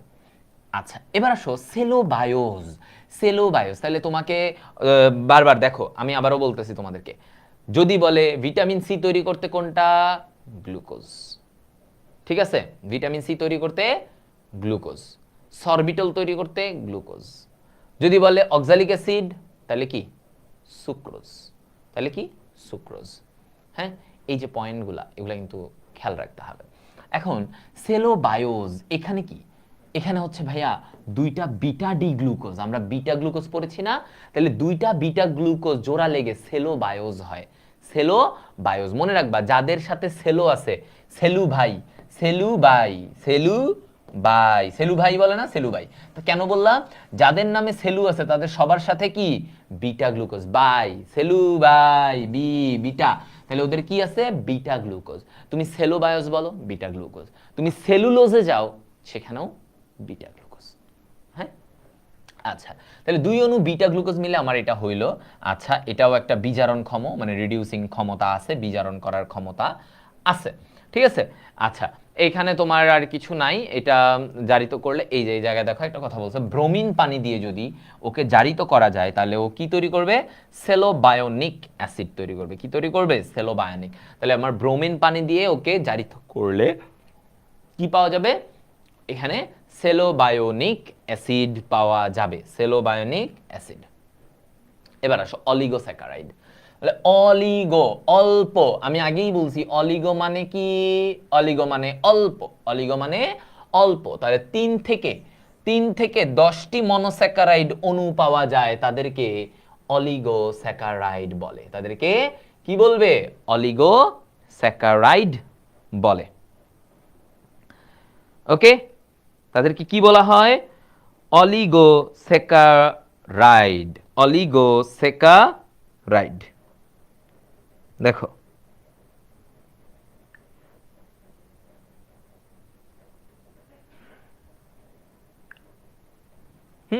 তাহলে অল্প, তাহলে 3 থেকে 10টা অলিগো অল্প, 3 থেকে 10টা থাকবে। কয়টা? 3 থেকে 10টা পাবো।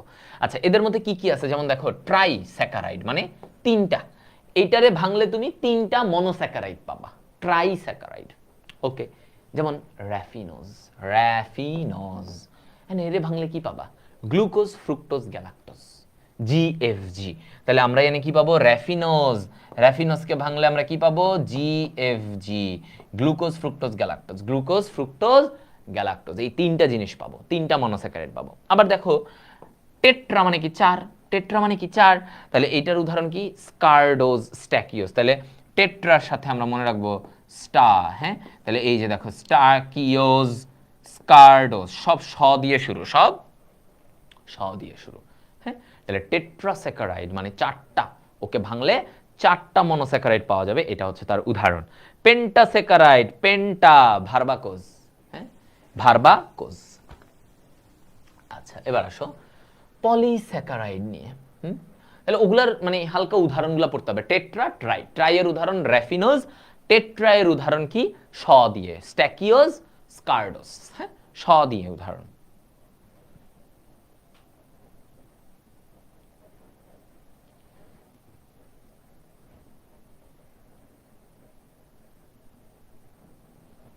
ওকে, আচ্ছা, অনেকে ক্লাস থেকে চলে গেছে, ভাই আর পারবো না, হ্যাঁ আর পারবো না ভাইয়া, আর হচ্ছে না, পারি না। তা আপনারা না পড়লে পারবেন কিভাবে? বুঝেন নাই?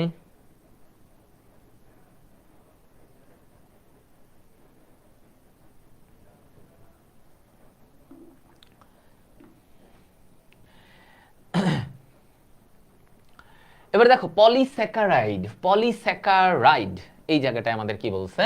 পলিস্যাকারাইড এরা সাধারণত পানিতে অদ্রবণীয় হয়। পলিস্যাকারাইড কি হয়? পানিতে অদ্রবণীয় হয়।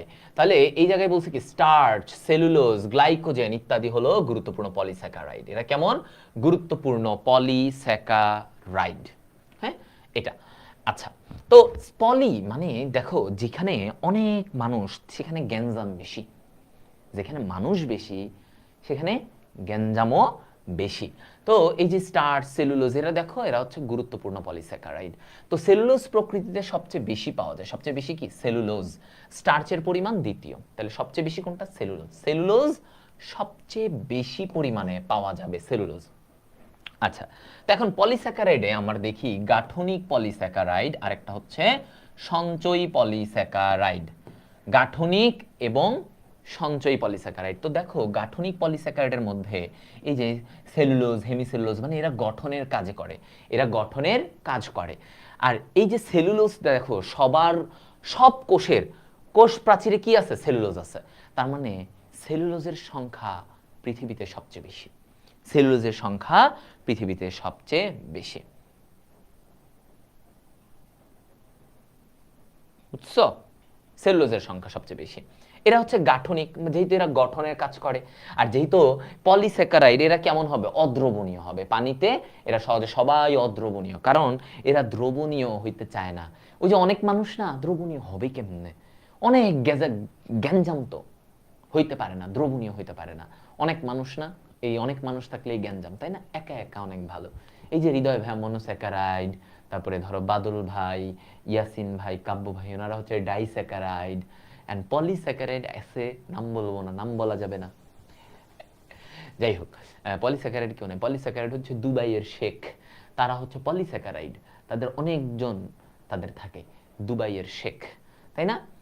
আর আমরা হচ্ছে মনোস্যাকারাইড। আমাদের অবস্থা, আমরা একা, আমি হামিম আর আমার সাথে সৈকত ভাই আছে, একা একা। তাহলে ওনারা হচ্ছে মনোস্যাকারাইড, এভাবে মনে রাখবা। হ্যাঁ, তো পলিস্যাকারাইড যারা আছে তাদের দেখবা অনেক ঝামেলা, বউ নিয়ে, এতগুলা বউ নিয়ে চলাচল করতে ঝামেলা। আর যারা একা, এই যে আমি যখন ইচ্ছা যেখানে ইচ্ছা যেমনে যাইতে পারি, কেন? কারণ আমার তো কোনো প্যারা নাই, আমি একা ধুম করে চলে যাব, একটা বাইকে উঠা বা একটা কিছু তো করে ধুম করে চলে যাব, আমার কোনো প্যারা নাই। হ্যাঁ, আমার কোনো দেরি হবে না কখনো, আমার খুব মজা, আমি খুব ইজিলি চলে যেতে পারবো। তাহলে এটাই বলছে, বুঝছো? তাহলে পলিস্যাকারাইড, তাহলে পলিস্যাকারাইড এই কারণে পারে না, একটু স্লো হয়ে যায়। আর মনোস্যাকারাইড লাফাইতে লাফাইতে সব জায়গায় দৌড়াদৌড়ি করে। হ্যাঁ,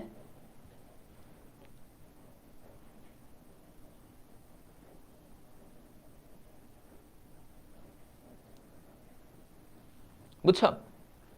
আচ্ছা, তো এখন এই যে বললাম সঞ্চয়ী, যারা সঞ্চিত থাকে, কারা? Starch, glycogen. স্টার্চ কাদের থাকে বলো তো? উদ্ভিদে। স্টার্চ কোথায় থাকে? উদ্ভিদে। আর গ্লাইকোজেন কোথায় থাকে? প্রাণীতে সঞ্চিত। তাহলে আমাদের দেহে তোমাকে যদি বলে প্রাণী দেহে কোনটি সঞ্চিত থাকে?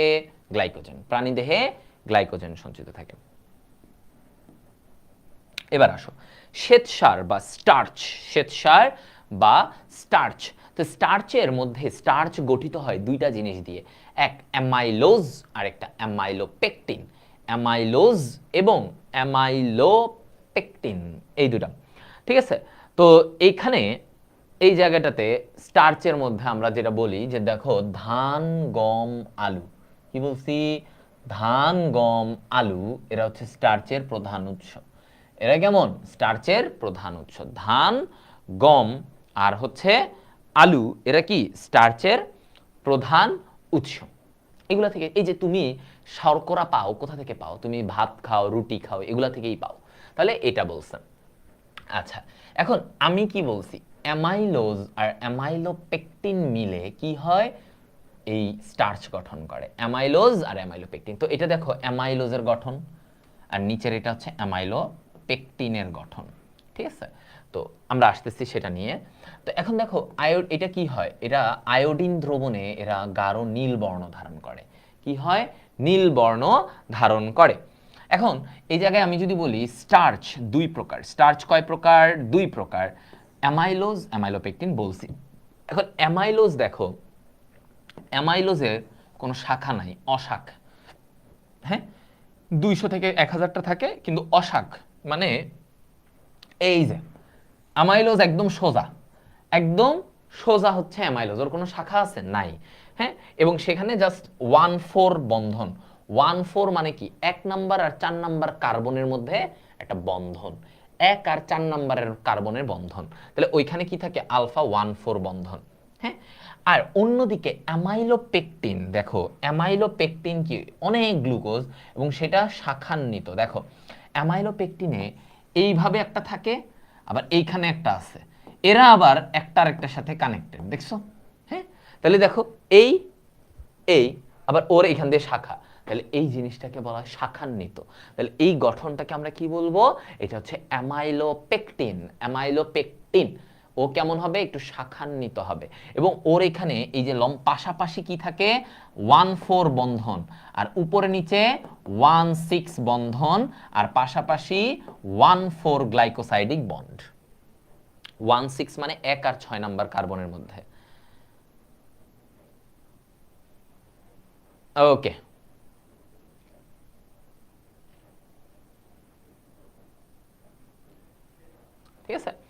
আচ্ছা, এবার আসো শতকরা 22 ভাগ অ্যামাইলোজ। শতকরা কত ভাগ অ্যামাইলোজ? 22 ভাগ অ্যামাইলোজ এবং 78 ভাগ অ্যামাইলোপেকটিন। কত ভাগ অ্যামাইলোপেকটিন? 22 ভাগ অ্যামাইলোজ এবং 78 ভাগ থাকে অ্যামাইলোপেকটিন। তাহলে মনে রাখবা অ্যামাইলোজ ছোট, অ্যামাইলোজের পরিমাণ কম, অ্যামাইলোপেকটিন বড়, অ্যামাইলোপেকটিনের পরিমাণটাও একটু বেশি। হ্যাঁ, 78 ভাগ। ঠিক আছে, 78 ভাগ হচ্ছে অ্যামাইলোপেকটিন।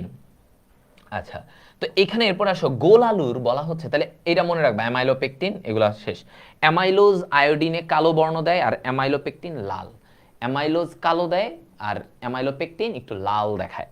তো এখন গোল আলুর স্টার্চ কণিকা সবচেয়ে বৃহত্তম। আলু, আলু বড়, তাহলে ওর স্টার্চের কণিকাটাও বড়। আর চাল, চাল কি ছোট, ছোট্ট চাল, চাল অনেক ছোট না চাল, আর ওর কণিকাটাও দেখো স্টার্চের কণিকা সবচেয়ে ক্ষুদ্রতম। তাহলে আমাদেরকে যদি বলা হয় গোল আলু, গোল আলুর, হ্যাঁ গোল আলু, তাহলে এটা আমরা বলবো ওর স্টার্চের কণিকা সবচেয়ে বড়। তো তোমাকে আসতে পারে সবচেয়ে ছোট কোনটা, বলবা চালের, চাল ছোট, তাহলে ওর স্টার্চের কণিকাটাও ছোট। এভাবে আর কি রিলেট করে করে পড়বা, তাইলে তোমার জিনিসটা পড়াটা আর কি একটু ইজি লাগবে। নাইলে দেখবা পড়তে পড়তে জীবন চলে গেছে, বুঝছো না? বুঝছো, পড়তে পড়তেই দেখা গেল তোমার জীবন চলে গেছে, তখন তো তুমি পারবা না।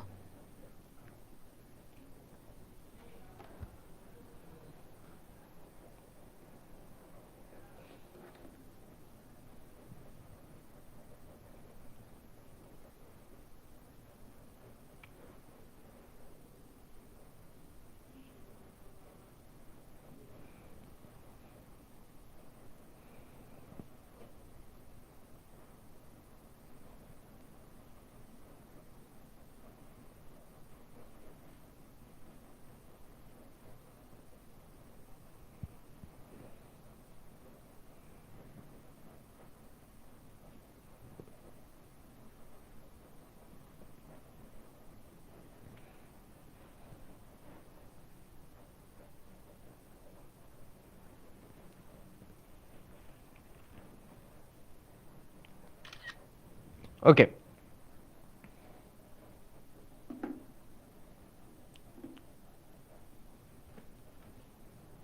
এবার আসো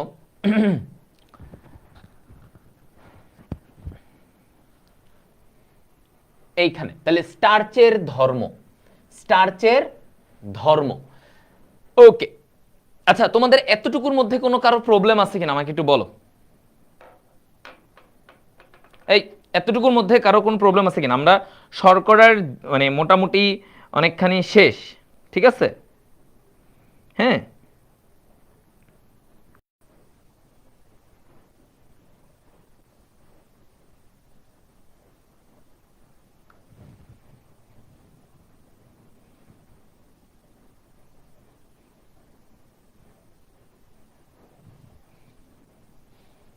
বলো। ভাইয়া 46% ঢুকছে কেন রে ভাই? 50% হইতে কি সমস্যা? Net problem? নেট প্রবলেম কি তোমাদের?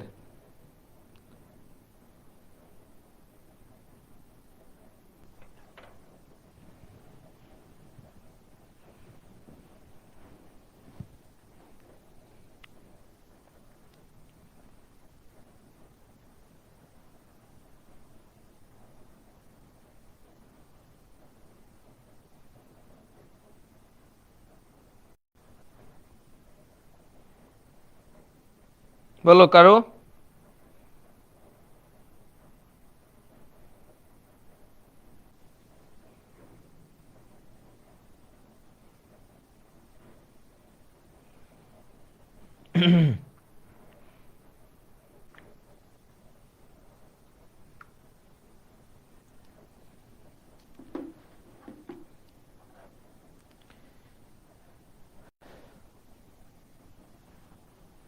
হ্যাঁ, উল্টাপাল্টা কমেন্ট। এবার আসো, তাহলে আমার স্টার্চের ধর্ম, স্টার্চ কেমন? গন্ধহীন, বর্ণহীন, স্বাদহীন এবং সাদা পাউডার জাতীয় একটা পদার্থ।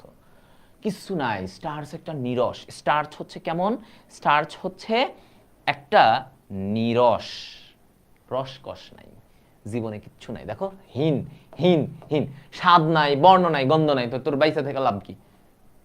কিছুই নাই। হ্যাঁ, এই তো, তাহলে ওর কিছু নেই। এরপরে দেখো ও সাধারণত আপনাদের স্টার্চ, পানি এগুলাতে অদ্রবণীয়, তাহলে ও দ্রবণীয় হবে না। স্টার্চ অপদার্থের অপদার্থ।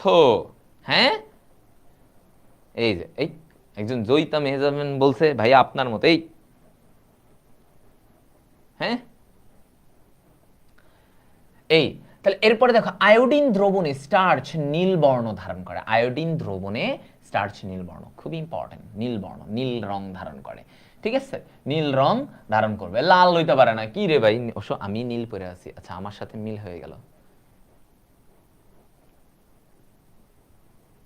এ কি হয়ে গেল,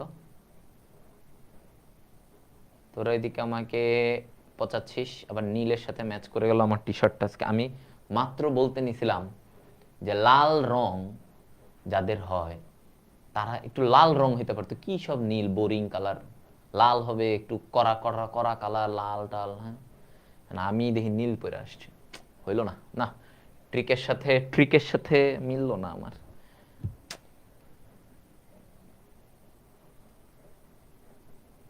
ঝামেলা, কট খেয়ে গেলাম, সরি গাইস, কট খেয়ে গেলাম। আচ্ছা যাই হোক, আচ্ছা ধরেই না ওইটা আমি, আমারে নাকি নাই, আয় হায় আমার নাকি জীবনে স্বাদ নাই, বর্ণ, হ্যাঁ বর্ণ নাই বলতে পারিস, কালো মানুষ বলতেই পারিস, তোরা রেসিস্ট সবাই, বুঝলাম, তোদের নিয়ে বুঝলাম। আচ্ছা তার মানে ও কোনো কাজের না, আচ্ছা আমি তো কাজের, আচ্ছা না আমার সাথে আচ্ছা না মিলাই, সমস্যা নেই, যা। তো এর কোনো কাজের না, পানিতে অদ্রবণীয়, আবার নীল বর্ণ করছে, হ্যাঁ লাল টাল পড়বে একটু সুন্দর ইয়ে হয়ে গেল। হ্যাঁ, তো এ পড়ছে নীল। আচ্ছা তারপরে কি, এই স্টার্চ ভেঙে ডেক্সট্রিন ম্যালটোজ হয়ে গ্লুকোজে পরিণত হতে পারে। স্টার্চ শুরুতেই ডিরেক্ট ভেঙে গ্লুকোজ হয় না, স্টার্চ ডিরেক্ট ভেঙে গ্লুকোজ হয় না। ও ফার্স্টে কি ভাঙে, স্টার্চ থেকে ডেক্সট্রিন হয়, তারপরে এই ডেক্সট্রিনটা তোমার কি হয়, ম্যালটোজ হয়। ডেক্সট্রিনটা কি হয়, ম্যালটোজ তারপরে গ্লুকোজ, তারপরে কি হয়, গ্লুকোজ। এই বুঝা গেল?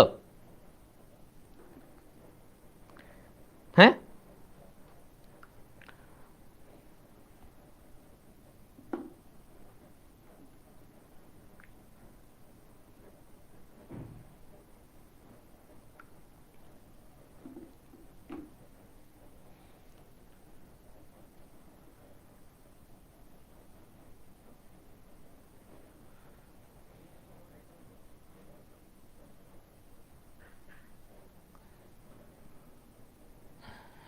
এবার আসো, তোমরা খারাপ শয়তান। ফেলিং দ্রবণ স্টার্চ কর্তৃক বিজারিত হয় না, তাহলে দেখো ও এটারও পারে না। কি পরিমাণের গাধার গাধা, ও এটাও পারে না। ফেলিং দ্রবণ স্টার্চ কর্তৃক বিজারিত হয় না, স্টার্চ ওরে বিজারণ করতে পারে না, গাধা না। কারণ যত পলিস্যাকারাইড আছে ওরা একটাও বিজারণ করতে পারে না, একটাও বিজারণ ক্ষমতা নাই, সবগুলো অবিজারক। তাহলে আমরা স্টার্চটা হৃদয় ভাইয়ের দিয়ে মনে রাখো, হৃদয় ভাইয়ের মতো লাইফলেস, কোনো কিছু নাই, কোনো বর্ণ নাই, গন্ধ নাই, স্বাদ নাই, ভালো। হৃদয় ভাইয়ের মতো অদ্রবণীয়, কোনো কাজ করে না। এরপরে নীল বর্ণ পরে, মানে মানদাতা কামল এগুলো পরে, ঠিক আছে, এই চক্রা বকরা কালার পরে না, একটু গ্লোরি কালার পরে না, হ্যাঁ অ্যাট্রাকটিভ কালার পরে না। ওকে, তারপরে এগুলা আচ্ছা বিজারিত করতে পারে না, অপদার্থ। আচ্ছা আয়োডিন দ্রবণে স্টার্চ নীল বর্ণ ধারণ করে, এটা অলরেডি বলছি। এবার স্টার্চের ব্যবহারে দেখো, স্টার্চ তো মূলত খাদ্য, মানে এটা একটা খাদ্য, যেমন আমরা ভাত খাই, স্টার্চ সব খাই, তাই না? এরপরে এটা থেকে, স্টার্চ থেকে মদ, অ্যালকোহল এগুলোও তৈরি করা যায়।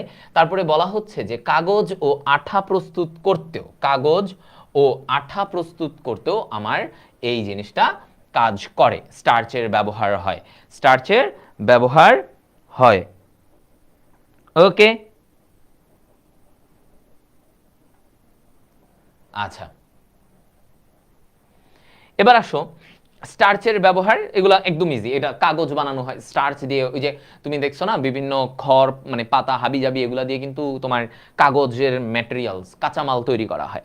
আচ্ছা এবার আসো সেলুলোজ নিয়ে, তাহলে স্টার্চে আলফা গ্লুকোজ, স্টার্চ একটু প্রধান না, স্টার্চ একটা খাবার, একটা নাম দাম আছে স্টার্চের, হ্যাঁ একটু পশ, হ্যাঁ একটু পশ, হৃদয় ভাইয়ের মতো একটু পশ, একটু বেশি না, গরিবি পশ।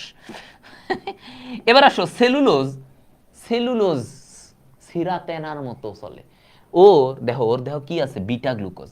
স্টার্চের ছিল আলফা গ্লুকোজ, স্টার্চের কি ছিল? আলফা। ওই যে পশ না, ওর আলফা থাকবে। সেলুলোজ সিরাতেনা, ওর কি থাকবে? বিটা। ওর তো কম দামিটা থাকবে, ওর কি থাকবে? হ্যাঁ, ওর কি? ওকে, তাহলে এটা হচ্ছে বিটা। সেলুলোজ কি? বিটা। তাহলে বিটা 1,4, বিটা 1,4 থাকে। আচ্ছা, বিটা গ্লুকোজ এটা মনে রাখবা। ওই যে আমরা তখন বলছিলাম সেলু ভাই, তাহলে সেলু দিয়ে যা আছে সবার কোথায় বাই, বি মানে বিটা গ্লুকোজ থাকবে, বিটা গ্লুকোজ থাকবে। ওকে, এবার আসো, এই যে সেলুলোজ তুলায় সবচেয়ে দেখো বেশি 94%, লিনেনে 90, হ্যাঁ, তন্তু কোষে 90, তারপরে কাঠে 60, তৃণলতায় কত? 30 থেকে 40 লতা পাতার এখানে, আর মাটিতে 40 থেকে 70% থাকে। তাহলে এই পার্সেন্টগুলো একটু ভালো করে পড়বে, স্পেশালি তুলা, লিনেন এই জিনিসটা আসে, ঠিক আছে? তুলা আর লিনেন এই জিনিসটা আসে, খুব আসে। আর তৃণলতাটাও পড়বা, 30 থেকে 40% এগুলা থাকে সেলুলোজ। এখন আমি তো বললাম পৃথিবীতে সবচেয়ে বেশি পরিমাণে সেলুলোজ থাকে, আর আবিষ্কারকের নাম এগুলা তো দরকার নেই, এগুলো দরকার নেই। কৃত্রিম কি আবিষ্কার করছে মানে বিজ্ঞানীর নাম আসলে মেইন এক্সামে দেয় না, এসব আজাইরা কোবায়াশি, সোডে, এইসব বিজ্ঞানীর নাম দিবে না, কোনো দিবে না। আচ্ছা, সেলুলোজ, সেলুলোজও কি একটা পলিস্যাকারাইড না? অনেক সেলুলোজ, অনেকগুলা গ্লুকোজ মিলে একটা সেলুলোজ হয়েছে, পলিস্যাকারাইড। তো ওরও দেখো ওই যে আগের মতো স্বাদহীন, গন্ধহীন, হ্যাঁ, স্বাদহীন, গন্ধহীন। তো এইটা, আচ্ছা আগেরটা তো স্টার্চটা হৃদয় ভাই হইলে এটা কে? তোমাদের হামিম ভাই। তো ওরও এরকম, ওরও আরো আমার থেকেও খারাপ অবস্থা, ওরও কোনো স্বাদ নাই, গন্ধ নাই, মানে কিছুই নাই জীবনে, পানি, হ্যাঁ, কোনো কাজ করতে চাইবে না, আলসেমি কাজ করবে, অদ্রবণীয়। এরপরে মিষ্টি না, হ্যাঁ, না মিষ্টি হইতে পারে, আমি জানি না, এটা হামিম ভাইয়ের যে ভাবি, আমাদের যে ভাবি হামিম ভাবি, তিনি বলতে পারেন, আমি জানি না মিষ্টি নয় কি না, হামিম ভাইয়া মিষ্টি প্রকৃতির কিনা, এরা উনি ভালো বলতে পারবে, তাই না? আমি তুমি পারবো না। আচ্ছা, বিজারণ ক্ষমতাহীন, কিছুই নাই, কিছু করে না, এমনি আছে। এখন দেখো, আমি তো তাও নীল রং দিছিলাম, একটু কালার ছিল। হামিম ভাইয়ের ওইটাও নাই, হ্যাঁ, হামিম ভাইয়ের রং দেয় না, হামিম ভাইয়ের কোনো রং দেয় না। হামিম ভাইয়া আসে, দাঁড়ায়, পড়ায়, শেষ করে ফেলে। তাহলে হামিম ভাইয়া চিম্পলের মধ্যে গর্জিয়াস, চিম্পলের মধ্যে গর্জিয়াস। উনি না চিম্পল, উনি হচ্ছে চিম্পল, হামিম হচ্ছে চিম্পল, কোনো রং দেখাবেই না, কোনো রঙই দেখাবে না, হ্যাঁ, ওকে। আচ্ছা, তো এগুলা, আর এদের কোনো একটু ফাইবার মতো, সুতার মতো, আর এদের কোনো পুষ্টিগুণ নাই। এই সেলুলোজ তুমি ঘাস খেলে কোনো লাভ আছে? ঘাসে তুলা খাও, লাভ আছে? পুষ্টিগুণ আছে? নাই। তাহলে ওর কোনো পুষ্টিগুণ নাই। যে তুলা, তারপরে এই যে কাঠ, এগুলো তুমি খাইলে লাভ আছে? নাই। হ্যাঁ, এই যে আবার মেনশন দেওয়া শুরু করছে কেন? থ্যাংক ইউ যারা আমাকে সিম্পলের মধ্যে গর্জিয়াস বলতে চাচ্ছ, আমি thank you guys. Okay okay, got it. আরে বাদ দাও, বেশি বলো না, হ্যাঁ, বলো না, আর বলো না, আরে লজ্জা পাচ্ছি। সেলুলোজের ব্যবহার দেখো, সেলুলোজের ব্যবহার ইম্পর্টেন্ট কয়েকটা জায়গায়। এটা তো কোষ প্রাচীরে তো সেলুলোজ থাকে, আমরা জানি। নাইট্রেট বিস্ফোরক, সেলুলোজ কি বিস্ফোরক হিসেবে থাকে। ফটোগ্রাফিক ফিল্মে আমরা ব্যবহার করি, ঠিক আছে, ফটোগ্রাফিক ফিল্মে ব্যবহার করা হয়, এবং থিন লেয়ার ক্রোমাটোগ্রাফিতে ব্যবহার করা হয়, ঠিক আছে। Thin layer chromatography, photographic, nitrate বিস্ফোরক, এই তিনটা মাস্ট, এইগুলাতে ব্যবহার করা হয়। থিন লেয়ার ক্রোমাটোগ্রাফিতে সেলুলোজকে ব্যবহার করা হয় কি একটা ওই যে স্থির মাধ্যম হিসেবে। সেলুলোজটা কি করে? শোষণ করে। সেলুলোজটা কি করে? শোষণ করে। গরুর ক্ষেত্রে আলাদা হিসাব, গরুর তো ওই এনজাইম আছে, তাই ওদের পুষ্টিগুণ ওইখানে একটু কাজ করে, বুঝতে পারছো? ওকে, তো এইটা তাহলে আমরা বিস্ফোরক, photographic film, thin layer chromatography, এই তিনটা জায়গায় আমার এটা মূলত কাজ করে। থিন লেয়ার ক্রোমাটোগ্রাফি চিনো না? ওই যে রঙিন বস্তুকে আলাদা করে। এরপরে এই দিক থেকে অ্যাসিটেড ফটোগ্রাফিক ফিল্ম, সেখানেও আমার ফিল্মে আমার এই সেলুলোজটা থাকে, আর নাইট্রেট বিস্ফোরকে। আচ্ছা, সেলুলোজ আর হচ্ছে স্টার্চের মধ্যে পার্থক্য কি? বেসিক জিনিস দেখো, এটা আলফা বলছিলাম, আলফা। সেলুলোজ সিরাতে না, তাহলে ও বিটা, ও হচ্ছে এত দামি জিনিস ব্যবহার করতে পারে না। এটা স্টার্চ কি? সঞ্চিত খাদ্য। আর সেলুলোজ কি? গাঠনিক উপাদান, গাঠনিক উপাদান, হ্যাঁ, গাঠনিক উপাদান।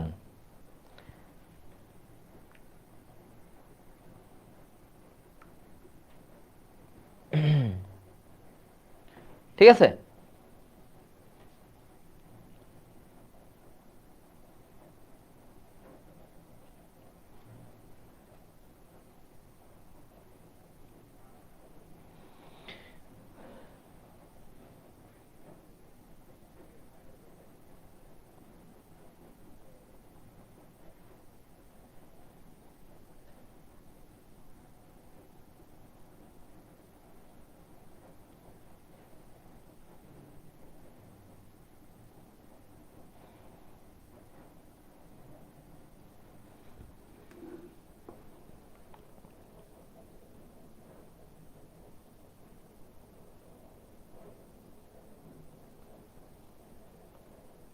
ওকে,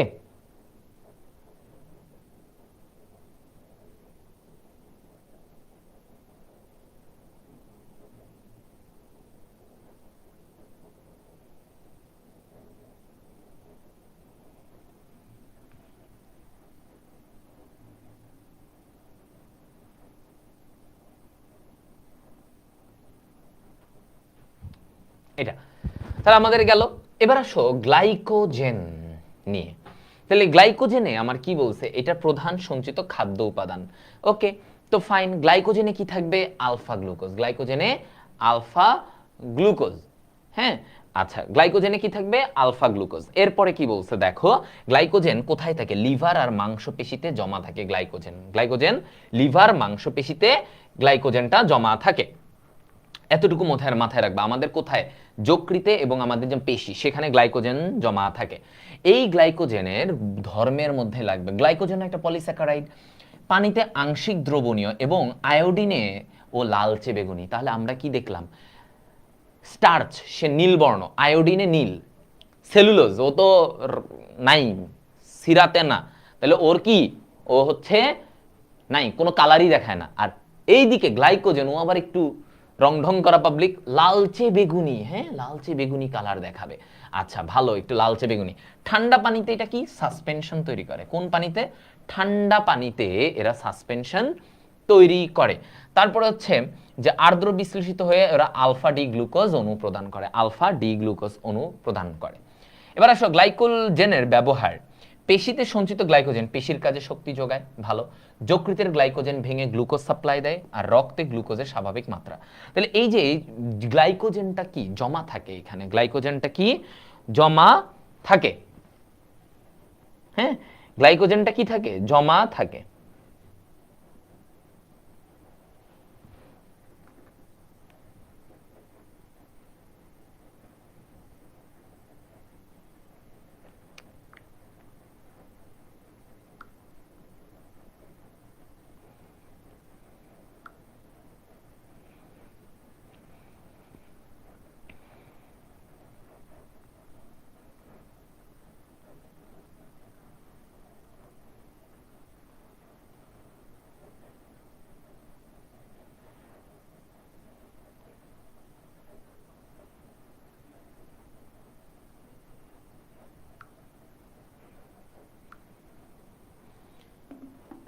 ওকে, গ্লাইকোজেন সৈকত ভাই বলতে চাইছিলাম, ভাই একটু বেশি রং ঢং করে ইদানিং, বিয়ে শাদীর বয়স আসছে তো একটু বেশি রং ঢং করে ভাই। আচ্ছা এবার দেখো, বিজারণ ক্ষমতার ভিত্তিতে রিডিউসিং সুগার, হ্যাঁ যাদের বিজারক শর্করা কিটোন বা অ্যালডিহাইড মূলক থাকলে সেটাকে রিডিউসিং সুগার বলে, কিটোন বা অ্যালডিহাইড। নন রিডিউসিং কি, এই যে সুক্রোজ পলিস্যাকারাইড এগুলো কি নন রিডিউসিং, এদের কোনো অ্যালডিহাইড কিটোন মূলক নাই, তাই তারা বিজারণ করতে পারে না। এরপরে কাইটিন, ঠিক আছে, কাইটিন কি বলছে দেখো, এটা নাইট্রোজেন বিশিষ্ট পলিস্যাকারাইড, নাইট্রোজেন বিশিষ্ট। ছত্রাকের কোষ প্রাচীর এবং কাকড়া লবস্টার ইত্যাদির বহিঃকঙ্কালে আমার কি থাকে, কাইটিন থাকে। তাহলে ছত্রাকের কোষ প্রাচীর এবং কাকড়া লবস্টার ইত্যাদির বহিঃকঙ্কালে বাইরের আবরণে আমার কাইটিন থাকবে। তাহলে কাইটিনের কথাটা মাথায় রাখবা, কাইটিন ছত্রাক বা কাকড়া এগুলাতে আমার কি থাকবে, কাইটিন থাকে। এখন আসো এই জায়গায় আমরা যে বলতেছি গ্লুকোসামিন আর গ্যালাক্টোসামিন কি, ধরো গ্লুকোজের যে OH গ্রুপগুলো আছে না, গ্লুকোজের যে হাইড্রক্সিল মূলকগুলো আছে, এই গ্লুকোজের হাইড্রক্সিল মূলকটাকে খেয়াল করো, গ্লুকোজের হাইড্রক্সিল মূলকটাকে সরায়ে যদি আমি এই যে অ্যামিন মূলক দ্বারা এটাকে প্রতিস্থাপিত করি, তাইলে আমি যেটা পাবো সেটাকে বলে গ্লুকোসামিন, গ্যালাক্টোসামিন। অ্যামিন মূলক আছে সেখানে, আমিন, দেখো মিন। তার মানে এখানে যেটা মনে রাখতে হবে, এই যে তরুণাস্থি, আমাদের যে তরুণাস্থি, যেগুলা তরুণাস্থি, এখানে কি থাকে? এখানে থাকে ভাইয়া, হ্যাঁ, এখানে থাকে গ্যালাক্টোসামিন। তাহলে তরুণাস্থির প্রধান দ্রব্য, হ্যাঁ, আচ্ছা, তাহলে দেখো, তাহলে আমরা যেটা বললাম যে আমার এই জায়গাটাতে গ্যালাক্টোসামিন কোথায় পাওয়া যাবে, এরকম প্রশ্ন আসবে তরুণাস্থিতে। আবার এই গ্লুকোসামিন যে যৌগটা হবে, ওরা দুজনই একই, মানে ওরা হচ্ছে সমাণু টাইপের, হ্যাঁ। তো এই গ্লুকোসামিন সে আবার কি তৈরি করে? কাইটিন। ওই যে আমরা বললাম একটু আগে কাইটিন, এটাও এক ধরনের শর্করা, তবে সেখানে নাইট্রোজেন থাকে, সেখানে নাইট্রোজেন থাকবে। তাহলে কাইটিন কোথায় থাকে? ছত্রাকের কোষ প্রাচীর। কাইটিন কি দিয়ে তৈরি হয়? অনেকগুলা গ্লুকোসামিন মিলে কাইটিন তৈরি হয়, অনেকগুলা গ্লুকোসামিন মিলে কাইটিন তৈরি হয়।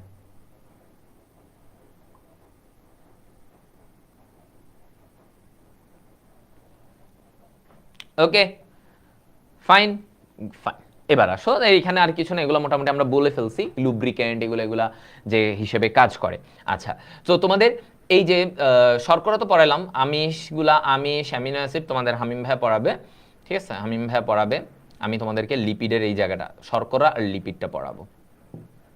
আচ্ছা, আসো, লিপিডে কি বলছে দেখো। লিপিড, হ্যাঁ, রাসায়নিকভাবে অ্যালকোহল আর ফ্যাটি অ্যাসিডের এস্টারকে লিপিড বলা হয়। তাহলে ফ্যাটি অ্যাসিড আর অ্যালকোহল দুইটা মিলে আমার লিপিড তৈরি করে। তার মানে ফ্যাটি অ্যাসিড আর আমরা বলি গ্লিসারল। তাহলে গ্লিসারল কি? এক ধরনের অ্যালকোহল, গ্লিসারল অল অ্যালকোহল। তাহলে এরা মিলে লিপিড তৈরি করে। এখন লিপিড দুই রকমের, একটা হচ্ছে তরল হয়, একটা কঠিন হয়। যেটা কঠিন সেটাকে আমরা বলি চর্বি, বলি না চর্বি, আর যেটা তরল সেটাকে আমরা কি বলি? তেল। তরলটাকে তেল বলা হয়। এখন আসলে লিপিডের বৈশিষ্ট্য একটু জেনে নিতে হবে। লিপিড, চর্বি, মানে লিপিড বললেই আমরা স্বাভাবিক বাংলায় কি বলি? চর্বি বুঝি। আচ্ছা, তাহলে এখানে দেখো গন্ধহীন, স্বাদহীন। লিপিড পানিতে প্রায় অদ্রবণীয়। লিপিড পানিতে কেমন? অদ্রবণীয়, ঠিক আছে, এটা বলছে। আচ্ছা, এরা ফ্যাটি অ্যাসিডের এস্টার হিসেবে বিরাজ করে। ওকে, ফ্যাটি অ্যাসিড থাকে, লিপিড মানেই এখানে ফ্যাটি অ্যাসিড থাকবেই। আচ্ছা, লিপিড পানির চেয়ে হালকা। লিপিড কিন্তু চর্বি দেখবা পানিতে দাও, চর্বি দেখবা ভাসতেছে, কারণ সে পানির চেয়ে ওজনে হালকা, তাই সে পানিতে ভাসবে। এদের কোনো নির্দিষ্ট গলনাঙ্ক নাই, নির্দিষ্ট কোনো ফিক্স নাই, একই সময় বাড়ে কমে এরকমের মধ্যে দিয়ে যাচ্ছে। আচ্ছা, সাধারণ উষ্ণতায় 20 ডিগ্রি সেলসিয়াস কিছু লিপিড যেমন তেল তরল, এবং কিছু লিপিড যেমন চর্বি কঠিন অবস্থায় থাকে। তাহলে আমার কি বলছে? 20 ডিগ্রি সেলসিয়াসে কিছু লিপিড এরা তরল, ওই যে সহজ কথা, যারা তরল তারা তেল, তরল তেল, কঠিন হলে চর্বি। আচ্ছা, এই জায়গায় দেখো লিপিডের কাজ, ওরা সঞ্চিত খাদ্য হিসেবে থাকে, ওরা কিন্তু তোমার শক্তি যোগান দিতে পারে। চর্বি থেকে কিন্তু আমরা অনেক শক্তি পেতে পারি। তারপরে যেমন এগুলো রিড দিবা, এগুলো একটা রিডিং দিবা, বুঝছো, এগুলো এত মুখস্থ করার কিছু নাই। তারপরে যেমন এরা ফসফোলিপিড, এরা বিভিন্ন গঠনে থাকে, কোষ ঝিল্লির গঠনে ফসফোলিপিড থাকে, পড়েছ। তারপরে পাতার বাইরের একটা কিউটিকলের যে আবরণটা থাকে সেটাও কি? চর্বির আবরণ। কিউটিকল বলে না, পাতার উপরে কিউটিকলের লেয়ার, হ্যাঁ, যেটা পানি বের হতে দেয় না, কিউটিকলের একটা লেয়ার। ওই কিউটিকলটা কি? এক ধরনের লিপিড জাতীয় পদার্থ। কিউটিকলটা কি? লিপিড জাতীয় পদার্থ। আর সালোক সংশ্লেষণে আমার কি থাকে? গ্লাইকোলিপিড। গ্লাইকো, শর্করার সাথে লিপিড, এরা সালোক সংশ্লেষণে একটা ভূমিকা পালন করে। তাহলে গ্লাইকোলিপিড কোথায়? সালোক সংশ্লেষণে কোনটা ভূমিকা রাখে? গ্লাইকোলিপিড। ইয়েস, এটাই লাস্ট টপিক, এটা লাস্ট টপিক। তোমাদের হামিম ভাইয়া তোমাদেরকে অ্যামিনো অ্যাসিড, প্রোটিন আর এনজাইম পড়াবে। আমি এই শর্করা আর লিপিড দুইটা একটু বড়, তো তাই এই দুইটা টপিক আমি পড়াচ্ছি। আচ্ছা, এবার আসলে লিপিডের মধ্যে তিনটা ভাগ। আমরা সহজ কথা বলি, দেখো সরল লিপিড মানে এখানে কিছুই না ভাই, ফ্যাটি অ্যাসিড প্লাস গ্লিসারল, এগুলাই থাকবে, আর কিছু না। সরল লিপিড, সরল মনের মানুষ, আর কিছু নাই। যৌগিক লিপিডে fatty acid plus glycerol plus others, অন্যান্য অনেক কিছু থাকবে। এদেরকে কি বলা হয়? যৌগিক লিপিড। যৌগিক একটু ঝামেলাস। উদ্ভূত, অন্য যৌগ থেকে যাদেরকে পাওয়া যায়, অন্য যৌগ থেকে যেই চর্বিগুলাকে অন্য যৌগ থেকে প্রাপ্য, অন্য যৌগ থেকে প্রাপ্য, ঠিক আছে, অন্য যৌগ থেকে যেটা প্রাপ্য সেটা বলা হয় কি? সেটাকে কি বলা হয় বলো? এই ওকে,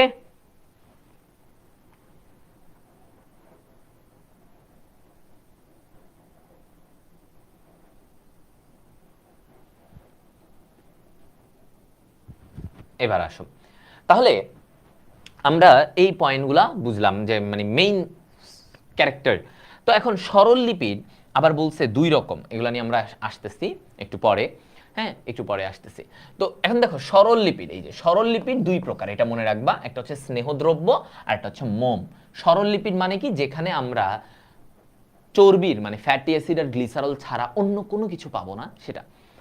তো এই যে স্নেহদ্রব্য আর মোম, এখন স্নেহদ্রব্য মানে কি, ওই যে চর্বি তেল বলছিলাম না, এখানে কি থাকে, 1 অণু গ্লিসারল আর 3 অণু ফ্যাটি অ্যাসিড। কয় অণু? 3 অণু ফ্যাটি অ্যাসিড, 1 অণু গ্লিসারল। এইটাকে বলা হয় কি, এটা আমরা একটা লিপিড থেকে পাই। এখন এইটা দুই রকমের, চর্বি আর তেল বলছিলাম, একটা তরল।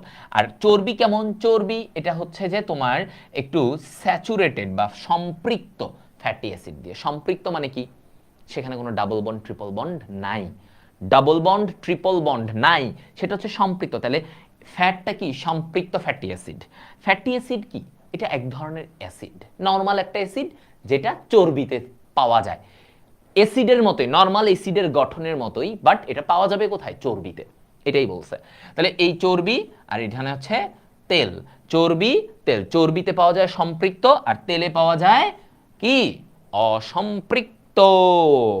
অসম্পৃক্ত কি পাওয়া যাবে, অসম্পৃক্ত, অসম্পৃক্ত, ঠিক আছে? আচ্ছা গেল, তাহলে চর্বি আর তেল এটা মাথায় রাখতে হবে, চর্বি তেলের ব্যাপারটা। আচ্ছা এবার আসি আমরা এই জায়গার মধ্যে ট্রাইগ্লিসারাইড। ট্রাইগ্লিসারাইড এখানে কি বলছে, হ্যাঁ ট্রাইগ্লিসারাইডে এই জায়গায় বলছে যে আমরা তো নর্মালি ট্রাইগ্লিসারাইড মানে কি, ওই যে 1 অণু গ্লিসারল আর 3 অণু ফ্যাটি অ্যাসিড নিয়ে আমার এটা হয়, ঠিক আছে? আচ্ছা তো এখন আমরা বলি কি, এই যে ফ্যাটি অ্যাসিড চেইনে কোনো ডাবল বন্ড এগুলো না থাকলে এটাকে বলে স্যাচুরেটেড ফ্যাটি অ্যাসিড। যেমন স্টিয়ারিক অ্যাসিড, স্টিয়ারিক অ্যাসিডে কোনো ডাবল বন্ড নাই, সো এটা একটা স্যাচুরেটেড। আনস্যাচুরেটেড কি, যেখানে ডাবল বন্ড আছে এগুলো আছে সেটা, যেমন আমার লিনোলেনিক অ্যাসিড, লিনোলিক, লিনোলেনিক, এরা কি, এরা হচ্ছে আনস্যাচুরেটেড ফ্যাটি অ্যাসিড। এরা কি, ওকে এই ওকে, তাহলে দেখো আমার এই জিনিসটা আনস্যাচুরেটেড ফ্যাটি অ্যাসিডের উদাহরণ লিনোলিক, লিনোলেনিক, সব লিনো লিনো লিনো দিয়ে। আর তোমার স্যাচুরেটেডের মধ্যে কি, সতে স্যাচুরেটেড, সতে স্টিয়ারিক, স্টিয়ারিক অ্যাসিড। এই জিনিসগুলো মনে রাখতে হবে, হ্যাঁ এই জিনিসগুলো মনে রাখবা। আচ্ছা এবার আসো মোম। মোমের মধ্যে আমাদের ইম্পর্টেন্ট, মোমের মধ্যে কি পড়বা, মোম দেখো কি বলছে এইখানে, আমরা যেমন গ্লিসারল কি একটা ট্রাইহাইড্রিক অ্যালকোহল, এটা কি গ্লিসারল, গ্লিসারল কি একটা বলো তো, ট্রাইহাইড্রিক মানে এখানে 3টা হাইড্রক্সিল মূলক থাকে, কি থাকে, 3টা হাইড্রক্সিল মূলক। তো মোমে, মোমের ক্ষেত্রে কি বলছে জানো, মোমে ফ্যাটি অ্যাসিডের সাথে গ্লিসারল থাকে না, থাকে কি একটা মনোহাইড্রিক অ্যালকোহল।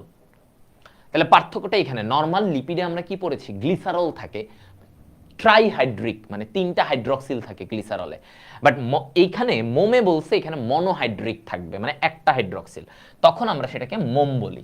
আচ্ছা তো মোমে আমার কার্বন সংখ্যা কতটুকু পাওয়া গেছে, এক অনুমোমে 24 থেকে 36টা, কত মোমে, মোমে ঠিক আছে, মোমে 24 থেকে 36, 24 থেকে 36, ঠিক আছে?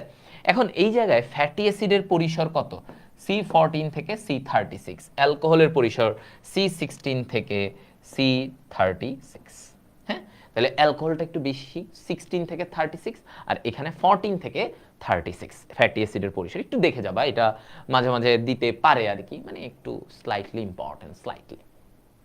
মোমের কাজ, আর মোমের কাজে একটা সুন্দর পয়েন্ট আছে, দেখো মোমবাতি বানায়, তো মনে হইতাছে আমি জীবনে জানি নাই, হ্যাঁ হ্যাঁ ওকে, আমি জীবনে জানি না যে মোমবাতি যে মোম দিয়া বানায়, ও মা গো কি একখান ব্যাপার হইয়া গেল, হ্যাঁ ওরে বাবা, মোমবাতি নাকি মোম দিয়া বানায়, এটা তো আমি জানতামই না, হ্যাঁ এটা জানতামই না, বুঝো নাই, এমন একটা ইম্পর্টেন্ট তথ্য, এটাও পড়ে ফেলো, ঠিক আছে, এটাও বেরো ফেলো, মোম থেকে মোমবাতি বানায়, বাহ বাহ বাহ বাহ বাহ।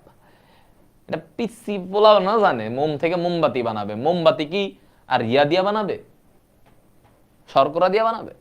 আচ্ছা যাই হোক, এখন এই যে এই মোমের মোম জাতীয় পদার্থ কোনটা, এই যে আমরা বলি না কিউটিকল, কিউটিকল কি, কিউটিন আর সুবেরিন মিলেই কিউটিকল তৈরি করে, কি করে, পাতার উপরে কিউটিকল, তো ওইটা কোন ধরনের পদার্থ, মোম জাতীয় পদার্থ, ওটা কি মোম জাতীয় পদার্থ, ঠিক আছে, মোম জাতীয় পদার্থ। এই যে কিউটিকল, এটা ইম্পর্টেন্ট, এটা জানবা আর কি, হ্যাঁ।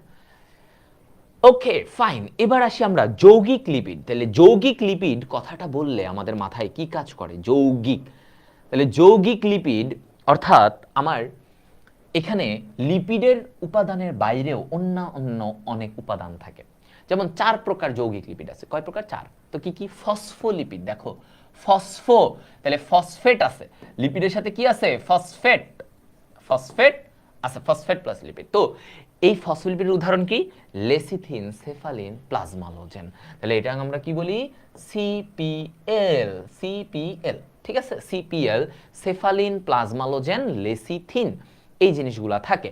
এখন ওদের কাজের মধ্যে আমরা একটু আসি, কাজের মধ্যে আমাদের কি বলছে, যেমন ও গাঠনিক উপাদান, কোষ ঝিল্লির বিভিন্ন গাঠনিক উপাদান হিসেবে কাজ করে, ভালো ইম্পর্টেন্ট, কিন্তু ওর কাজটা, ফসফোলিপিডের কাজ অনেক ইম্পর্টেন্ট, এটা ভালো করে পড়বা, হ্যাঁ, এটার কাজ খুবই ইম্পর্টেন্ট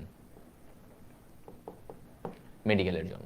তাহলে এই যে ঝিল্লির গাঠনিক উপাদান, তারপরে কি, ও আয়নিক, ও আয়ন বাহক হিসেবে কাজ করবে, ও কি হিসেবে কাজ করবে, আয়ন বাহক। ফসফোলিপিড যেহেতু ঝিল্লিতে থাকে, মনে রাখো ঝিল্লিতে থাকে, সে বাহক হিসেবে, ভিতরেরটারে বাইরে, বাইরেরটারে ভিতরে, হ্যাঁ, বাইরেরটারে ভিতরে, এভাবে পরিবহনে কাজ করে।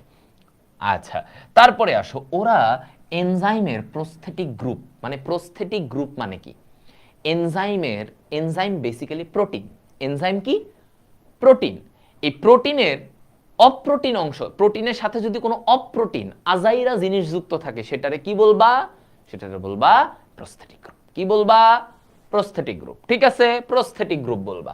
তাহলে এখানে বলছে ফসফো, আর পরে তাহলে প্রস্থেটিক গ্রুপ হচ্ছে এনজাইমের সাথে অপ্রোটিন জাতীয় বস্তু, সেটাকে প্রস্থেটিক গ্রুপ। আচ্ছা, এখন আসো, এই ফসফোলিপিড আবার কি করে, রক্ত জমাট বাঁধতেও এটা কাজ করে, ইয়েস, এটা তোমরা আরো হায়ার লেভেলে উঠলে পড়বা, মেডিকেলে গেলে এগুলো পড়বা, যে রক্ত জমাট বাঁধতেও ফসফোলিপিডের একটা ভূমিকা আছে, এটা আমরা পড়ছি।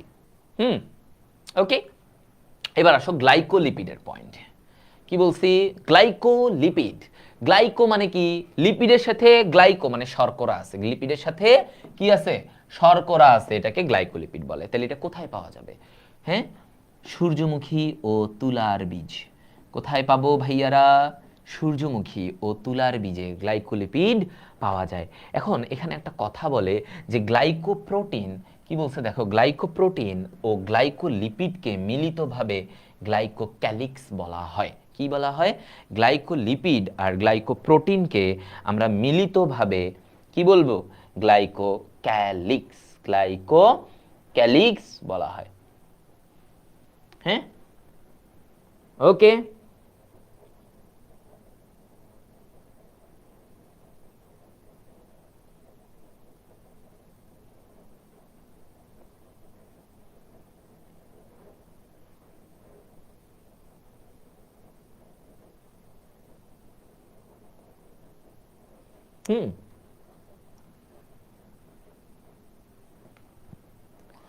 এবার আসো, তাহলে আমরা গ্লাইকোলিপিডের পয়েন্টটা আমরা বুঝে গেছি। এখন গ্লাইকোলিপিড সূর্যমুখী, তুলা এগুলাতেই থাকে। সালফোলিপিড মানে কি, সালফার আছে, এটা কোথায় থাকে, ক্লোরোপ্লাস্টে, ক্লোরোপ্লাস্টে থাকবে সালফোলিপিড, সালফারের সাথে লিপিড। লিপোপ্রোটিন তার মানে কি, লিপিডের সাথে প্রোটিন, লিপোপ্রোটিন, তাহলে লিপোপ্রোটিন কোথায় থাকে, বিভিন্ন ওই গাঠনিক উপাদান, ওই যে আমরা পড়েছি লিপোপ্রোটিন, লিপোপ্রোটিন, লিপোপ্রোটিন, হ্যাঁ, বিভিন্ন ঝিল্লি বা কোষের বিভিন্ন মাইটোকন্ড্রিয়ার ওইখানেও লিপোপ্রোটিন, এগুলোর নাম আমরা পড়েছি, তো এইগুলা।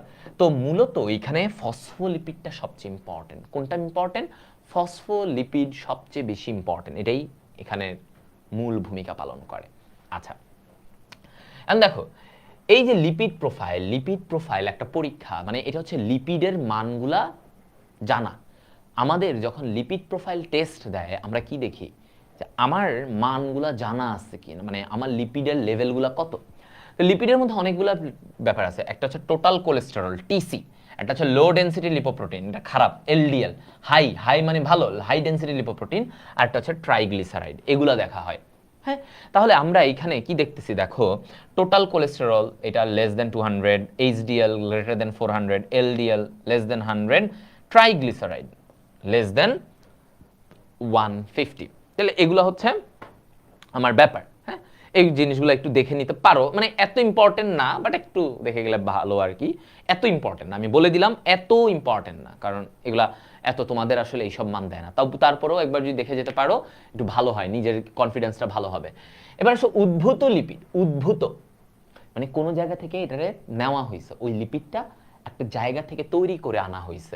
তো এই উদ্ভূত লিপিডে বলা হচ্ছে দেখো আইসোপ্রিন এককের, কি বলছে এটাকে, আইসোপ্রিন এককের C5H8, C5H8 এভাবে। তাহলে আইসোপ্রিন হলো একটা 5 কার্বন বিশিষ্ট, এই যে 5C5H8। তো এগুলা হচ্ছে উদ্ভূত লিপিড। উদ্ভূত লিপিড হচ্ছে আমি অন্য একটা যৌগিক লিপিড এগুলারে ভেঙে ভেঙে আমি নতুন একটা লিপিড যৌগ পাইলাম। যেমন স্টেরয়েড, টার্পিন, রাবার, এগুলো কি, এগুলো হচ্ছে উদ্ভূত লিপিডের উদাহরণ। এগুলো কি, উদ্ভূত লিপিডের উদাহরণ।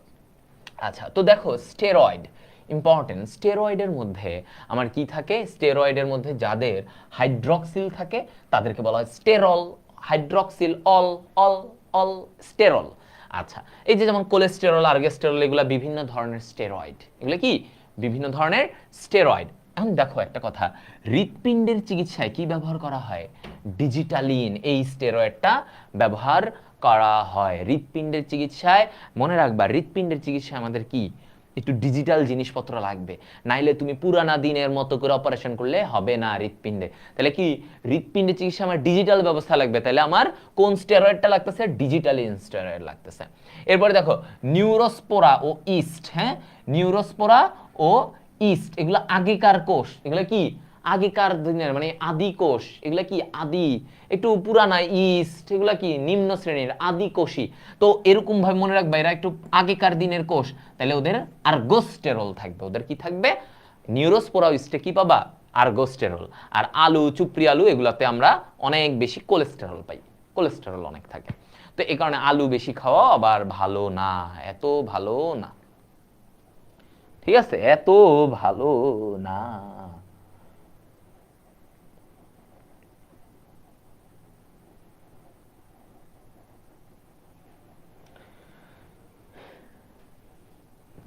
ঠিক আছে, আচ্ছা, তাহলে আমরা মোটামুটি এতটুকু বুঝলাম। তাহলে মনে রাখবো নিউরোস্পোরা ইস্টে আগেকার কোষ আর্গোস্টেরল। হৃৎপিণ্ডে চিকিৎসা আমার অবশ্যই ডিজিটাল জিনিস লাগবে, নাহলে হৃৎপিণ্ড কাজ হবে না, অপারেশন হবে না, ডিজিটাল অপারেশন লাগবে, তাহলে ডিজিটালিন এটা ব্যবহৃত হয়। আচ্ছা, এবার আসো কোলেস্টেরল দুই প্রকার, আমরা যেটা বলি এলডিএল, লো ডেনসিটি, হাই ডেনসিটি। তো এলডিএল বেশি থাকা ক্ষতিকর, এলডিএলটা ভালো না। হ্যাঁ, রক্তে স্বাভাবিক দেখো কত বলছে, রক্তে কোলেস্টেরল 0.5 থেকে 1.2। তো এইচডিএল বেশি থাকা ভালো, তবে এলডিএল বেশি থাকা খারাপ। হ্যাঁ, এলডিএলটা সব জায়গায় খারাপ। কেন, কারণ এরা কি করে, করোনারি থ্রম্বোসিস মানে এগুলা ব্লক করে দেয়।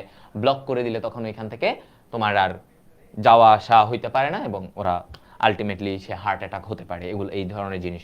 এইচডিএল এর মাত্রা বেশি মানে 40 এর বেশি হওয়া এটাই ভালো, ঠিক আছে। আর এলডিএল এর মাত্রা 100 এর কম থাকা ভালো, 100 এর কম থাকা এলডিএল। এলডিএল যত কম থাকবে তোমার ভালো। এ কারণে স্ত্রী লোকের, এই যে দেখো স্ত্রী লোকের হৃদরোগ কম হয় কেন, কারণ ওদের এইচডিএল বেশি, এলডিএল কম। এই কারণে স্ত্রীরা, মেয়েরা তোমরা বেশি দিন বাঁচবা, বুঝছো। আমাদের ছেলেদেরকে তোমরা একটু মানে স্নেহ কইরো, একটু মানে একটু আদর যত্ন কইরো আর কি, বুঝো না, একটু আদর যত্ন কইরো, বুঝছো। আমরা ছেলেরা না বেশি দিন বাঁচি না, তোমরা তো অনেক বছর বাঁচবা, আমাদের একটু দেখাশোনা কইরো, একটু একটু যত্ন কইরো, একটু কেয়ারিং হইও, বেশি রুড হইও না। হ্যাঁ, বেশি রুড হইও না, বেশি নাটক করো না, ছেলেদের প্রতি মহাব্বত দেখাতে পারো। ওকে, এবার আসো টার্পিন। তাহলে টার্পিনে কি বলছে, এটাও একটা উদ্ভূত লিপিড। এটাও কি উদ্ভূত লিপিড, 10 থেকে 40টা কার্বন পরমাণু বিশিষ্ট আইসোপ্রিনয়েড যৌগকে টার্পিন বলে। আচ্ছা, পুদিনা, তুলসী, হ্যাঁ ইত্যাদিতে উদ্যায়ী তেল হিসেবে টার্পিন পাওয়া যায়। উদ্যায়ী তেল হিসেবে কি পাওয়া যায়, টার্পিন। তাহলে এই যে এটা আসে যে কোথায়, পুদিনা তুলসী, পুদিনা তুলসীতে কি পাওয়া যায়, টারপিন। এখানে কয়টা কার্বন? 10 থেকে 40টা কার্বন বিশিষ্ট টারপিন। ঠিক আছে, এটা আসে কয়টা কার্বন? টারপিন। টারপিন থেকে তাহলে টারপিন একটা উদ্ভূত লিপিড। টারপিন দেখছো কিনা অনেকের ইয়েতে যে বার্নিশে ব্যবহৃত হয়, কাঠের বার্নিশে দেখছো টারপিন। টারপিন একটা গন্ধ আছে, কিন্তু আলাদা একটা গন্ধ পাওয়া যায়। এই যে দেখো সুগন্ধি প্রসাধনী সামগ্রী তৈরিতে ওটা লাগে। টারপিনের একটা আলাদা গন্ধ আছে। কে কে চিনো? যারা চিনো তারা বাস্তববাদী শিক্ষার্থী। টারপিন কারা কারা চিনো?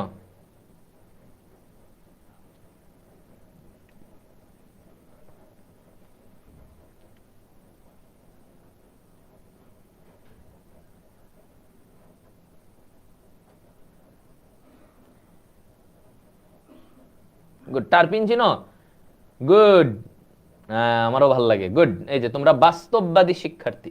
গুড, ভাল লাগলো। ফার্মের মুরগি না, ফার্মের মুরগি না, যারা ফার্মের মুরগি তারা টারপিন চিনে না। ওকে, গুড। টারপিনের স্মেলটা কিন্তু দেখবা একটা সুন্দর একটা কেমন স্মেল দেয়। তাহলে এই যে বার্নিশের কাজে ব্যবহৃত হয়, হ্যাঁ বার্নিশ দেখছো, প্র্যাকটিক্যাল ব্যাপার সেটা মুখস্থ করার কিছু নাই।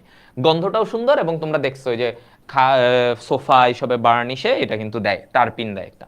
গুড। আরে আমার স্টুডেন্টরা বাস্তববাদী আমার মতো। এখন রাবারে দেখো এতগুলা আইসোপ্রিন একক, 3000 থেকে 6000, এবং ওর বৈজ্ঞানিক নামটা মনে রাখবে, হেভিয়া ব্রাজিলিয়ানসিস। তো রাবার, ওই রাবার থেকে আমরা বিভিন্ন কিছু বানাই, আমরা টায়ার কত কিছু বানাই না, টিউব, এগুলা দেখো ট্রাক, এদের টায়ার বানাই, এদের সব যত রকমের খেলনা, আঠা, ইরেজার, গ্লাভস, এগুলোতেও আমরা রাবারটাকে ব্যবহার করি। তাহলে রাবারের কথাটা বলা হয়েছে। তাহলে রাবারের কি জানবো? রাবারের গাছের বৈজ্ঞানিক নাম হেভিয়া ব্রাজিলিয়ানসিস, শেষ, এইটা মনে রাখবো। এবং এখানে আইসোপ্রিন একক থাকে 3000 থেকে। আর টারপিন কত? টারপিনের কোথায় পাওয়া যায়? পুদিনা, তুলসী, এই জিনিসটা মাস্ট। এবার আসো আমরা একদম শেষে চলে আসছি। তো ক্যারোটিনয়েড, এটাও এক ধরনের লিপিড জাতীয়, হ্যাঁ এটাও আসছে। ক্যারোটিনয়েড, ক্যারোটিন থেকে আমরা কি পাই? ক্যারোটিন ভেঙে কি তৈরি হয় জানো? আচ্ছা, ক্যারোটিন ভেঙে আমাদের ভিটামিন এ তৈরি হয়। কি তৈরি হয়? ওই যে গাজরে কি থাকে বলো তো? গাজর যে কমলা হয়, ক্যারোটিন থাকে। আচ্ছা, এবং আমরা জানি গাজরে ভিটামিন এও থাকে, গাজর, লাল শাক, এগুলাতে ভিটামিন এ। তো কি হয়? এই ক্যারোটিনটা ভেঙে ভিটামিন এ হয়। ক্যারোটিন ভেঙে ভিটামিন এ, ভিটামিন এ তারপরে কি হয়? রডপসিনে পরিণত হয়। ভিটামিন এ কিসে পরিণত হয়? রডপসিনে পরিণত হয়। আচ্ছা, আর এই রডপসিন, ভিটামিন এ যেহেতু রডপসিন হয়, রডপসিন কিন্তু আমাদের রাতের বেলা দেখতে সাহায্য করে, রাতের আধারে দেখতে রডপসিন সাহায্য করে। রডপসিন, রাতে রডপসিন, হ্যাঁ এই কারণে রডপসিন, ভিটামিন এ এর অভাবে কি হয়? রাত কানা। তোমার তাইলে ভিটামিন এ না থাকলে তোমার রডপসিন হবে না, তাহলে রাতে দেখবা না, রাত কানা হবা। তো এই জায়গাগুলোতে গাজর, টমেটো, এগুলাতে ক্যারোটিন পাওয়া যায়। এটা এক ধরনের লিপিড জাতীয়। স্টেরয়েডের মধ্যে আমাদের হরমোন দুইটা আছে, এস্ট্রোজেন, টেস্টোস্টেরন। এই হরমোনগুলো কি? স্টেরয়েড হরমোন, যেগুলো আমাদের যৌন বিকাশে সহায়তা করে। তাহলে টেস্টোস্টেরন কাদের? মেয়েদের। এস্ট্রোজেন ছেলেদের, তাই না? হ্যাঁ,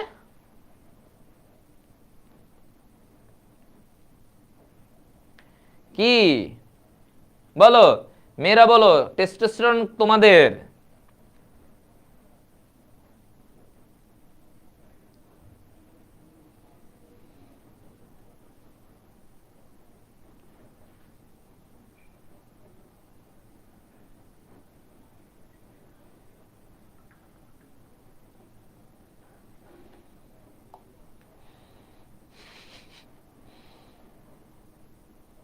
গুড, এই যে তোমরা বুদ্ধিমান, তোমরা জানো। তাহলে টেস্টোস্টেরন কার? তোমরা ভুলটা ধরতে পারছো, দেখলাম তোমরা সজাগ আছো কিনা। টেস্টোস্টেরন ছেলেদের, তাই না? ওকে, তোমাদের একটু সজাগ করলাম। তোমরা কি খালি ঘুমায় ঘুমায় ক্লাস করতেছো, নাকি দেখে দেখে একটু ইয়ে করতেছো? গুড, এই যে সচেতন নাগরিক নিশিতা, ফাহমিদা, জয়নব, এই ও আবার বোথ বলছে, নাফিসা, জান্নাতুল ফেরদৌস, তাজিন, ছেলেদের। বাহ, আপনারা সবাই ছেলেদের ব্যাপারে খুব সচেতন। নিজেরটা বলুন, বলো এস্ট্রোজেন কাদের? মেয়েদের, এটা বলো এইভাবে। টেস্টোস্টেরন ছেলেদের, এটা আমরা জানি, এটা আমরা জানি, হ্যাঁ এটা আমরা জানি। টেস্টোস্টেরন বলো, মেয়েদেরটা নিয়ে বলো। তুমি মেয়ে, তুমি মেয়েদেরটা নিয়ে আলোচনা করো। আচ্ছা, গেল। এগুলো গেল। তাহলে হরমোন কোনটা? টেস্টোস্টেরন, এস্ট্রোজেন, এরা হচ্ছে এটা। আচ্ছা, ভিটামিন ইম্পর্টেন্ট, ভিটামিনের জায়গাটা থেকে ভিটামিনটা ইম্পর্টেন্ট। আমাদের ভিটামিন কয় রকমের? 2 রকমের, একটা হচ্ছে চর্বিতে দ্রবণীয়, একটা পানিতে দ্রবণীয়, তাই না? পানিতে দ্রবণীয়, পানি, ওয়াটার, ওয়াটার, তাহলে ওয়াটার শব্দটা বড় না? ওয়াটার, হ্যাঁ ওয়াটার, তাহলে ওর এখানে ভিটামিন কম থাকবে, মানে ওর পানি মানে ওয়াটার, ওর অলরেডি শব্দ বেশি আছে, ওর এখানে ভিটামিন কম দিয়ে পোষায় দিবে। তাহলে পানিতে দ্রবণীয় ভিটামিন কারা কারা? B C. পানিতে দ্রবণীয় কারা কারা? B C.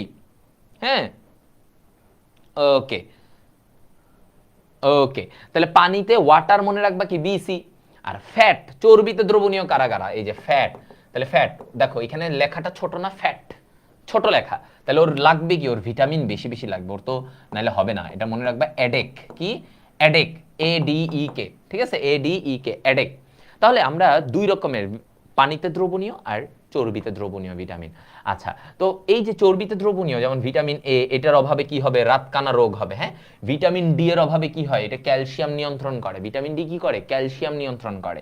তো এটার জন্য ইউজুয়ালি হাড়জনিত সমস্যা বা রিকেটস বলে, বাচ্চাদের ক্ষেত্রে রিকেট রোগ হয় ভিটামিন ডি এর অভাবে।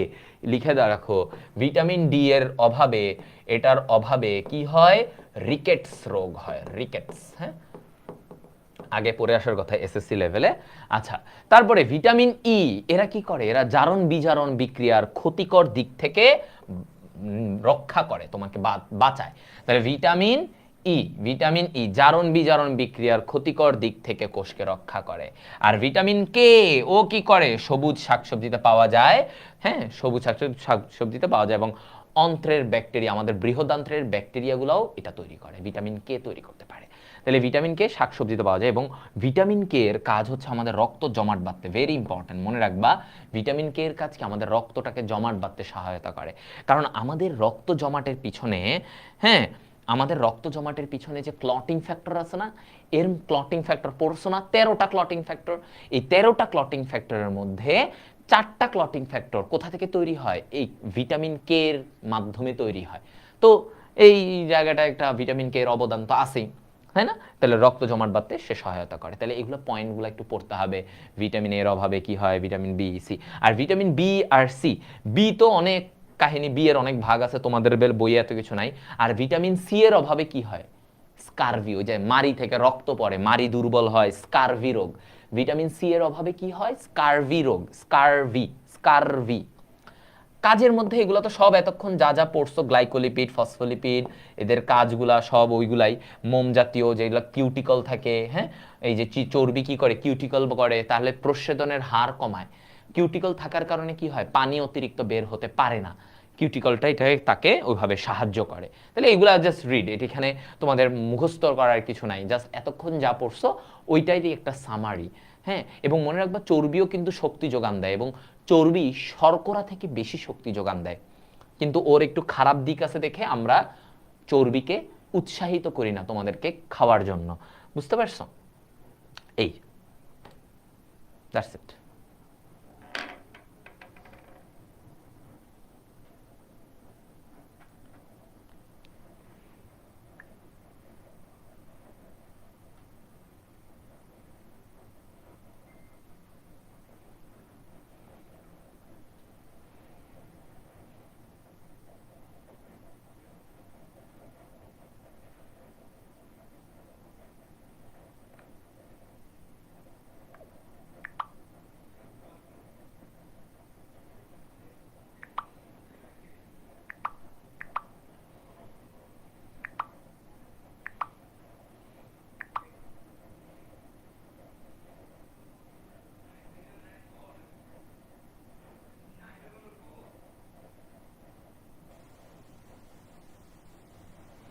ঠিক আছে, ওকে, তোমাদের কোনো প্রবলেম নেই? আল্লাহ হাফেজ, টাটা।